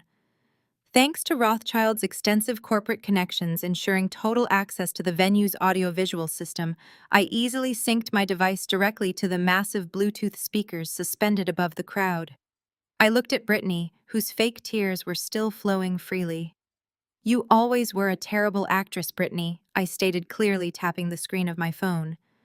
Investigator Reynolds secured a federal wiretap on Desmond's phones 48 hours ago. I pressed play. The pristine audio of a recorded voicemail filled the entire luxury tent, echoing loudly for every single investor and federal agent to hear. Brittany's sharp, demanding voice blasted through the speakers with crystal clarity. "Tell Dad to burn it faster," Desmond, she ordered on the recording, her tone dripping with greedy impatience. "I already put a massive cash down payment on the new luxury yacht, and the broker needs the rest of the funds by Monday. Just burn the damn brick pile down tonight so we can get the insurance payout." The audio recording clicked completely off, leaving a deafening silence in its terrible wake. Brittany's fake tears instantly vanished, replaced by a look of sheer, unadulterated terror. The color drained entirely from her face as she stared at the smartphone in my hand. The female FBI agent who had restrained my mother marched directly onto the stage. She grabbed Brittany's arm, hauling her roughly to her feet. "Brittany Rothschild, you are under arrest for criminal conspiracy," the agent stated coldly aggressively, snapping a third pair of heavy steel handcuffs onto my sister's wrists. The loud metallic clicking sound sealed her ultimate fate completely. Desmond stood paralyzed on the stage, his chest heaving as he watched his wife aggressively hauled to her feet by the federal agents. He opened his mouth to utter a final desperate defense to the wealthy investors still lingering in the room, but the crowd suddenly parted, like the Red Sea. Marcus Rothschild stepped directly into the center aisle. The billionaire industrialist moved with a terrifying, unhurried grace, projecting an aura of absolute dominance that instantly silenced the murmuring room. He ignored the federal agents and stopped mere inches from the edge of the elevated stage, staring up at Desmond with eyes as cold and hard as uncut diamonds. "You fundamentally misunderstood the corporate food chain," Desmond Marcus stated, his voice low but carrying incredible lethal weight. "You truly believed you were a master strategist, manipulating local politicians and burning down historical buildings to secure a cheap lot. But you failed to conduct the most basic financial due diligence regarding your own backing. My holding company, Rothschild Vanguard, is the primary underwriter holding 80% of the equity in your entire real estate firm. I own you." Desmond's mouth opened and closed soundlessly as the catastrophic realization hit him. The billionaire he had just unknowingly stolen from was standing right in front of him. "Effective immediately. You are permanently terminated from your position as Chief Executive Officer," Marcus declared loudly, ensuring every prominent banking executive in the tent heard the absolute death knell of Desmond's career. "I am pulling every single cent of Vanguard funding from your firm, completely liquidating your corporate accounts, and freezing all your active credit lines. You are instantly and totally bankrupt. Furthermore, my legal team will be filing a massive civil suit against you first thing tomorrow morning for severe breach of fiduciary duty, corporate sabotage, and the deliberate destruction of my private property. I will personally ensure that whatever remains of your pathetic life after the federal government finishes prosecuting you is spent drowning in insurmountable litigation." Marcus turned his back on the ruined man, dismissing him entirely. The elite crowd immediately began inching toward the exits, completely eager to physically distance themselves from the toxic radioactive fallout of Desmond's absolute destruction. No one wanted to be caught standing near a disgraced fraudster facing decades in federal prison. Desmond slumped forward, entirely broken today. Down on the main floor, Cynthia remained slumped against a tall cocktail table, watching her husband William groaning under the knee of investigator Reynolds. She was hyperventilating, desperately clutching her expensive pearl necklace, as if the jewelry could somehow magically shield her from the waking nightmare unfolding around her. She firmly believed she was merely a victim of circumstance, entirely insulated from the criminal fallout. A tall, stern female FBI agent carrying a thick manila folder deliberately detached herself from the main group and marched directly over to my mother. Cynthia visibly recoiled, pressing her back against the table. The agent did not offer a single ounce of sympathy. "Cynthia Rothschild, we have officially reviewed the extensive financial records connecting your personal assets to your son-in-law's fraudulent shell companies," the agent stated crisply, her voice entirely devoid of emotion. "Our forensic accountants have definitively proven that you and your husband willingly leveraged your primary residential estate, using the property as direct collateral to secretly fund Desmond's initial bribes and illicit zoning permits." Cynthia gasped, shaking her head in frantic denial, but the agent continued relentlessly. "Because you knowingly used those specific funds to actively facilitate federal wire fraud and felony arson, your sprawling suburban home is now considered an instrument of a criminal enterprise." under the racketeer-influenced and corrupt organizations. Your property is subject to immediate federal asset forfeiture. The United States government is legally seizing your house and freezing your personal bank accounts effective immediately. You have absolutely nothing left to your name. Cynthia let out a weak, hollow wheeze and physically collapsed, sliding down the table to land heavily on the carpeted floor. Her entire luxurious lifestyle had evaporated in seconds, leaving her completely destitute and entirely homeless. She wept into her trembling hands.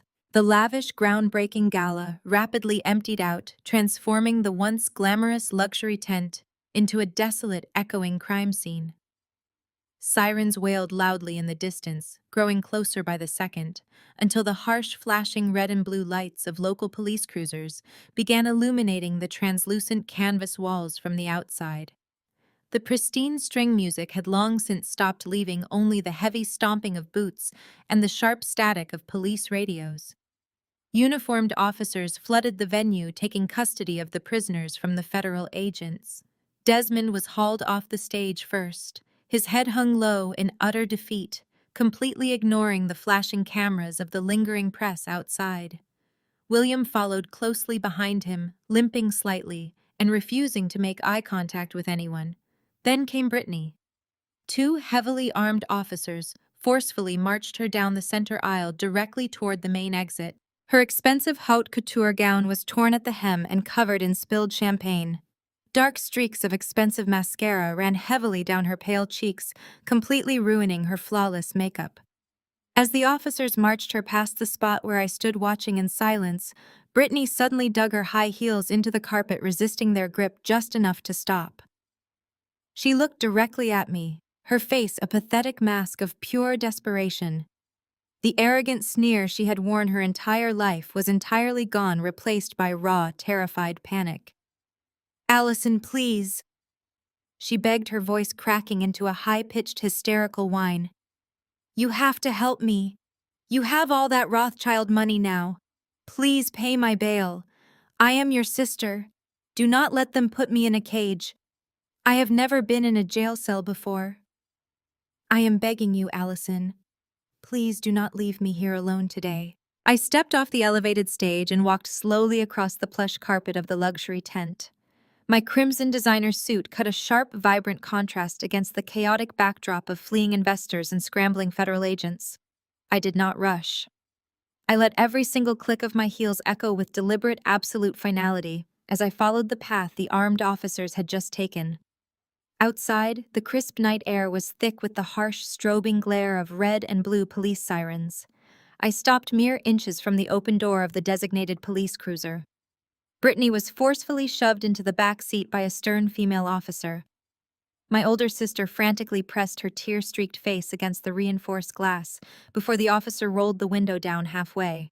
She looked absolutely pathetic. Her expensive diamond earrings dangled awkwardly above her ruined champagne-soaked dress. Her wrists were bound tightly in heavy steel handcuffs resting awkwardly on her lap. She was hyperventilating, gasping for air, as the reality of a federal prison sentence finally crushed her fragile manufactured reality. Directly across the asphalt in an adjacent black cruiser, my mother Cynthia was faring no better. The heavy steel door was already locked, but the window remained cracked open, just enough for her desperate voice to carry through the cold night air. "Allison, please! You have to fix this!" Cynthia wailed, her perfectly styled hair completely unraveled and sticking to her wet cheeks. "We are your family. You cannot just stand there and let them take us away like common criminals. We made a mistake, but we love you. I am your mother, Allison. Please just talk to the federal investigators and tell them it was all a terrible misunderstanding. I beg you for forgiveness.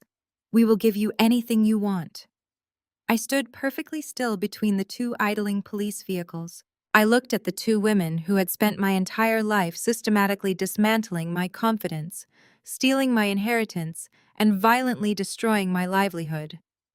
I searched my heart for even a single microscopic fraction of sympathy or familial obligation. There was absolutely nothing left. My emotional well had run completely dry. I looked at them with zero emotion, projecting an aura of absolute coldness that made the freezing night air feel warm by comparison. I did not feel anger or sadness or even vindictive joy. I felt free. I turned my attention away from Cynthia's pathetic sobbing and focused entirely on Brittany. My sister was still frantically begging, pressing her handcuffed wrists against the window frame. "Pay the bail, Allison," she pleaded loudly. "You have to get me out of here. I will do whatever you want. I will give you my shares in the company. Just please do not let them lock me in a concrete cell." I stepped right up to the edge of the cruiser door, leaning down until my eyes were perfectly level with hers. I looked Brittany dead in the eye, forcing her to hold my unwavering gaze. I thought back to the very first day of this absolute nightmare. I remembered standing in the toxic smoking ruins of my beloved antique restoration studio, my life completely reduced to gray ash. I remembered coming to her for basic comfort and encountering only her smug, arrogant sneer. I remembered exactly how she had dismissed my total devastation without a single ounce of human empathy. I let a slow, razor-sharp smile spread across my face. "Not my problem," I stated, my voice dropping into a register of icy, lethal calm. "You should have been more careful." Brittany physically recoiled as the familiar words struck her like a violent physical blow. The sudden, horrific realization washed over her features as she instantly recognized the exact cruel phrase she had weaponized against me when I had lost everything. Her mouth opened in a silent scream of absolute despair as the uniformed police officer finally rolled the window up completely, severing her pathetic pleas. The officer firmly slammed the heavy cruiser door shut, locking Brittany inside her new, inescapable reality. I stood perfectly straight as the powerful engine roared to life and the heavy vehicle pulled away. I slowly turned my back on the departing flashing red lights and walked purposefully back toward the grand illuminated entrance of the chaotic venue. The prominent federal agents were still highly busy processing Desmond and William inside, but my role in this specific chaotic drama was officially concluded today. Standing perfectly quietly under the grand arched entrance of the massive luxury tent was my trusted attorney, Bradley. He wore a profoundly calm, satisfied expression, entirely unfazed by the massive law enforcement spectacle unfolding all around us. As I approached him, Bradley reached into his sleek leather briefcase and pulled out a thick, pristine manila envelope. He handed it to me with a respectful, decisive nod. The legitimate commercial insurance company executives watched the live broadcast of the federal raid. Bradley explained, his voice ringing with absolute professional triumph. They were completely terrified of the catastrophic bad press associated with Desmond's massive wire fraud scandal. Recognizing the absolute undeniable criminal fraud perpetrated against you, they immediately expedited your legitimate claim to entirely distance themselves from the Rothschilds' radioactive fallout. I slowly opened the heavy sealed manila flap. Inside rested a highly certified bank document confirming a massive unconditional wire transfer directly into my secured personal accounts. The corporate insurance board had not merely authorized the original $5 million policy payout for the destroyed property. To aggressively avoid any further legal entanglement or public relations disasters, they had authorized a severe emotional distress and punitive damages multiplier. I stared at the bold black ink printed across the official federal banking certificate. It was exactly $10 million in pure liquid capital. My antique business was fully funded for a glorious rebirth today, and my abusive family was locked away. I clutched the envelope tightly, finally ready to build my true empire. 4 months later, the sterile, echoing halls of the federal courthouse served as the final battleground for my ruined family. The atmosphere inside the heavy oak-paneled courtroom was suffocatingly tense, completely stripped of the manufactured glamour they had hidden behind for decades. I sat quietly in the back row, an unblinking spectator to their ultimate legal destruction. The prosecution had built an impenetrable case of wire fraud, corporate sabotage, and felony arson. Faced with insurmountable evidence, the fragile alliances within the family instantly shattered. Desmond took the witness stand first, wearing an ill-fitting gray suit that hung loosely on his shrinking frame. Sweating profusely under the harsh fluorescent lights, he immediately attempted to throw William entirely under the bus. Desmond looked directly at the jury and delivered a desperate, fabricated narrative claiming he was merely a naive figurehead. He testified under oath that the old man had acted completely alone, utilizing his decades of shady real estate experience to independently orchestrate the illicit bribes and order the violent arson of my antique studio. Desmond insisted he had absolutely no knowledge of the criminal enterprise operating right beneath his nose. William erupted from the defense table, his face turning a dangerous shade of crimson. The older man violently slammed his fists down, shaking with absolute fury at being so blatantly betrayed by the golden son-in-law he had sacrificed everything to protect. William refused to fall on his sword for a coward.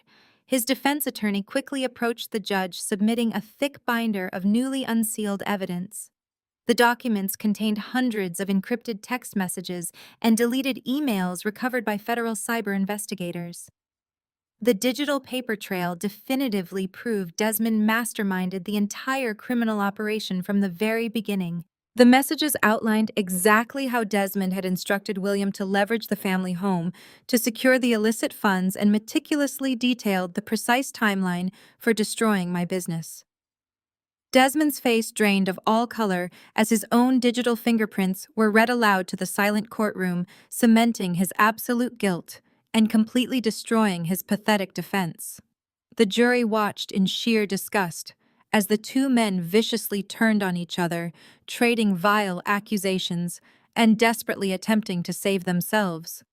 Their greed had finally consumed them from the inside out, leaving nothing but a pathetic display of cowardice and mutual destruction on the permanent public record right today. Watching her husband sink like a stone, Brittany immediately launched her own desperate survival strategy. She ruthlessly filed for a highly publicized divorce from Desmond, hoping to entirely separate herself from his sinking ship. She played the tragic role of the naive, innocent wife, who knew absolutely nothing about the illegal corporate dealings funding her lavish lifestyle. Her performance was thoroughly unconvincing. The relentless federal prosecutors quickly dismantled her fragile defense by showcasing financial records proving she had actively signed off on the fraudulent shell companies and gleefully spent the heavily laundered money. Despite her dramatic tears, she was swiftly convicted as a willing accessory to the massive financial crimes. The trial reached its absolute lowest point when Cynthia was called to take the witness stand.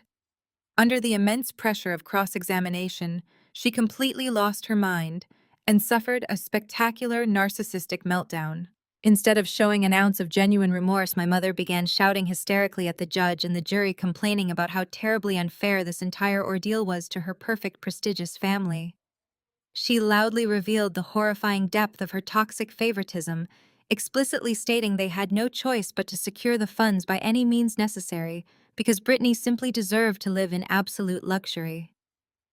Cynthia blatantly justified burning down my antique studio, viewing my entire livelihood as a meaningless, trivial obstacle standing in the way of her golden child's supreme happiness. She expressed zero regret for destroying my life, only fierce resentment that they had been caught and stripped of their wealth. Her disgusting display of maternal favoritism and sheer entitlement left the entire courtroom in a state of absolute shocked silence, entirely cementing their collective legal doom and removing any lingering possibility of judicial leniency completely forever right here, right now, today. The presiding federal judge was thoroughly disgusted by the sheer audacity and utter lack of humanity displayed throughout the grueling trial. When the time for official sentencing finally arrived, the courtroom was completely packed with eager reporters and silent onlookers. The judge stared down from the elevated bench, delivering a scathing speech about their blatant greed and destructive entitlement. He struck his heavy wooden gavel, sealing their horrific fates. Desmond, the supposed brilliant mastermind, was harshly sentenced to 15 long years in a maximum security federal prison, completely destroying his corporate future. William, visibly trembling and entirely defeated, received a staggering 10 years, ensuring the disgraced patriarch would likely spend his final days locked behind cold steel bars. Brittany, despite her endless dramatic weeping and desperate attempts to escape accountability, was sentenced to 3 difficult years in a federal corrections facility. As the armed bailiffs aggressively hauled the ruined prisoners away, I watched their former prestigious empire fully crumble into dust. Cynthia was not formally charged with arson, but the federal government had successfully seized absolutely everything she owned. As the heavy courtroom doors closed, her wealthy friends abandoned her, instantly avoiding the toxic fallout. She was left completely bankrupt, entirely homeless, and permanently alone. I walked calmly out of the imposing courthouse, breathing in the crisp, clean air. I did not look back at the broken, weeping woman who used to be my mother. I pulled my phone from my designer coat pocket and immediately dialed my trusted contractor. It was finally time to permanently clear the blackened rubble completely away. I was going to construct something truly beautiful and extraordinary from the smoking leftover ashes. I had absolutely successfully won my entire independent future back, completely for myself, starting right now, today, forever, and always, without any doubt. Cynthia sat completely rigid in the plush velvet guest chair positioned directly across from my massive mahogany desk. The sheer opulence of my corner office, overlooking the entire city skyline, stood in brutal contrast to the ruined woman occupying it. She wore a faded gray wool coat that had clearly seen better days, and her once flawless, highlighted hair hung in uneven strands around her deeply lined face. The expensive jewelry and arrogant posture she had weaponized against me for 30 years were gone. She looked completely aged, broken, and utterly pathetic. I remained comfortably seated in my high-backed leather executive chair, letting the heavy silence stretch out between us. I did not offer her a glass of water. I did not offer her a comforting smile. I simply watched her squirm under the crushing weight of her own absolute failure. "Allison, please," Cynthia finally whispered, her voice trembling with manufactured fragility. "I know we have had our differences in the past, but you have to look past that now. I am completely destitute. The federal government seized everything I owned. I am currently sleeping on a terrible stiff cot in a dirty transitional housing facility. I have absolutely nothing left to my name." She gestured wildly around my immaculate office, pointing at the expensive restoration equipment visible through the soundproof glass walls. "You have built an absolute empire here," Cynthia cried, leaning forward with a look of desperate entitlement returning to her tired eyes. "I saw your interview in the national magazines. You have $10 million, Allison. You own this city block. You have more than enough space to give me a simple job. I could easily sweep all the floors. I could clean the restrooms. I could be a receptionist. Family has to help family, Allison. I am your mother. You cannot just leave me to rot on the cold streets when you have so much wealth. It is fundamentally wrong. We share the same blood." I stared at her, listening to the same narcissistic manipulation she had used to control my existence. Even now, stripped of her money and status, she firmly believed I owed her my submission. She truly believed the biological accident of my birth entitled her to my hard-earned salvation. I slowly leaned my body forward, resting my elbows on the polished wooden surface of my desk. I slowly reached into the top drawer of my desk and retrieved a single crisp sheet of legal paper. I did not speak as I placed it on the mahogany surface and deliberately slid it across the desk toward her trembling hands. Cynthia gasped softly, a sudden spark of greedy hope illuminating her tired eyes. She snatched the paper up eagerly, clearly expecting to see a generous employment contract or a lucrative financial settlement designed to quietly make her go away. Instead, the remaining color instantly drained from her pale face as she read the bold black text printed across the top of the official federal document. It was not a job offer. It was a permanent, legally binding restraining order. I had my expert legal team expedite the process yesterday morning. I stated, my voice perfectly level and entirely devoid of emotion. "That document legally bars you from coming within 500 feet of me, my residence, my employees, and any of my commercial properties ever again. If you attempt to enter this building a second time, you will be immediately arrested for criminal trespassing. If you attempt to call my private phone number or send me a single piece of correspondence, you will be thrown directly into a federal holding cell. There will be absolutely no warnings and no second chances. You are officially and permanently excised from every single aspect of my life." Cynthia's hands shook as the official paper fluttered back onto the desk. Her mouth opened and closed soundlessly, her fragile mind completely short-circuiting as she finally processed the absolute finality of my harsh decision. The fake manipulative tears she had been holding back vanished instantly, replaced by a look of sheer unadulterated terror. She looked frantically around the opulent office, desperately searching for any sign of a hidden camera or a cruel joke. There was none. "You aren't my family. You're just a woman who made a bad investment," I declared, staring directly into her terrified eyes. I pressed the silver button on my desk console. Less than 3 seconds later, 2 uniformed security guards stepped silently into the office. "Escort this woman out of the building," I commanded, without breaking eye contact with Cynthia. "If she ever attempts to cross the property line again, call the local authorities immediately." Cynthia let out a hysterical sob as the guards firmly grabbed her arms and hauled her out of the chair. She dragged her heavy feet across the thick carpet, weeping loudly and desperately shouting my name, but I simply turned my executive chair away, ignoring her pathetic exit completely. The heavy glass door clicked shut, sealing her out of my world forever. I stood up and walked purposefully out of my office, moving down the pristine hallway toward my new high-security restoration vault. I placed my hand on the biometric scanner, and the heavy steel door hissed open. Inside the climate-controlled room stood Marcus Rothschild and my trusted attorney Bradley, alongside a group of genuine supportive friends who had stood by me during the darkest hours. They smiled warmly as I entered. Resting perfectly in the center of the illuminated room was the original antique masterpiece, the breathtaking piece Desmond had completely failed to destroy. I walked slowly over and gently ran my fingers along the smooth, immaculate wood, feeling the deep history and absolute resilience permanently carved into its surface. I had survived the fire and built an impenetrable fortress from the toxic ashes. I looked around the room at my true chosen family. I smiled completely at peace. Fade to black.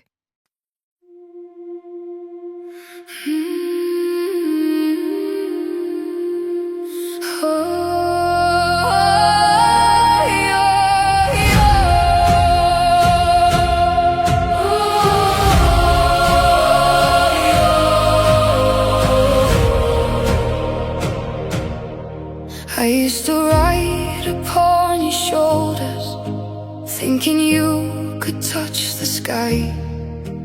Every road felt less uncertain when I saw the world through your eyes. You were stronger than the mountains, taller than the northern pines. And when the winter winds were coming, you would stand between them and I. Time kept moving like the river, years slipped slowly out to sea. But no matter where life took me, you were always part of me.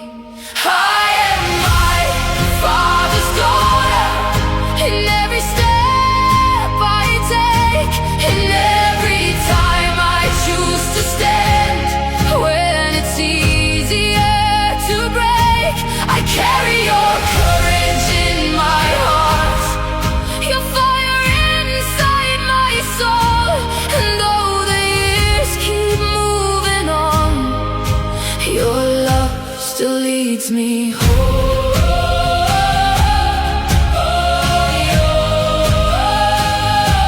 You taught me strength is not in power, but in kindness when it's hard. You taught me how to keep on going when the road grows cold and dark.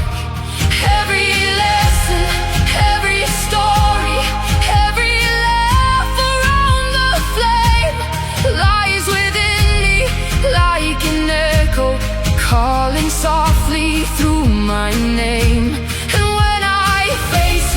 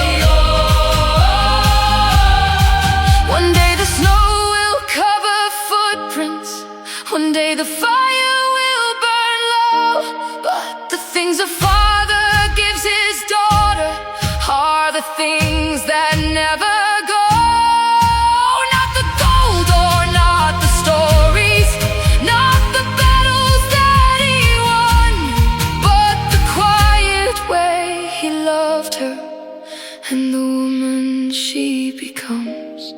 I am my Father's daughter, and I always will remain. Through every triumph, every loss, through every joy and every pain, the world may change around me, the stars may fade above, but I will always carry with me my Father's endless love.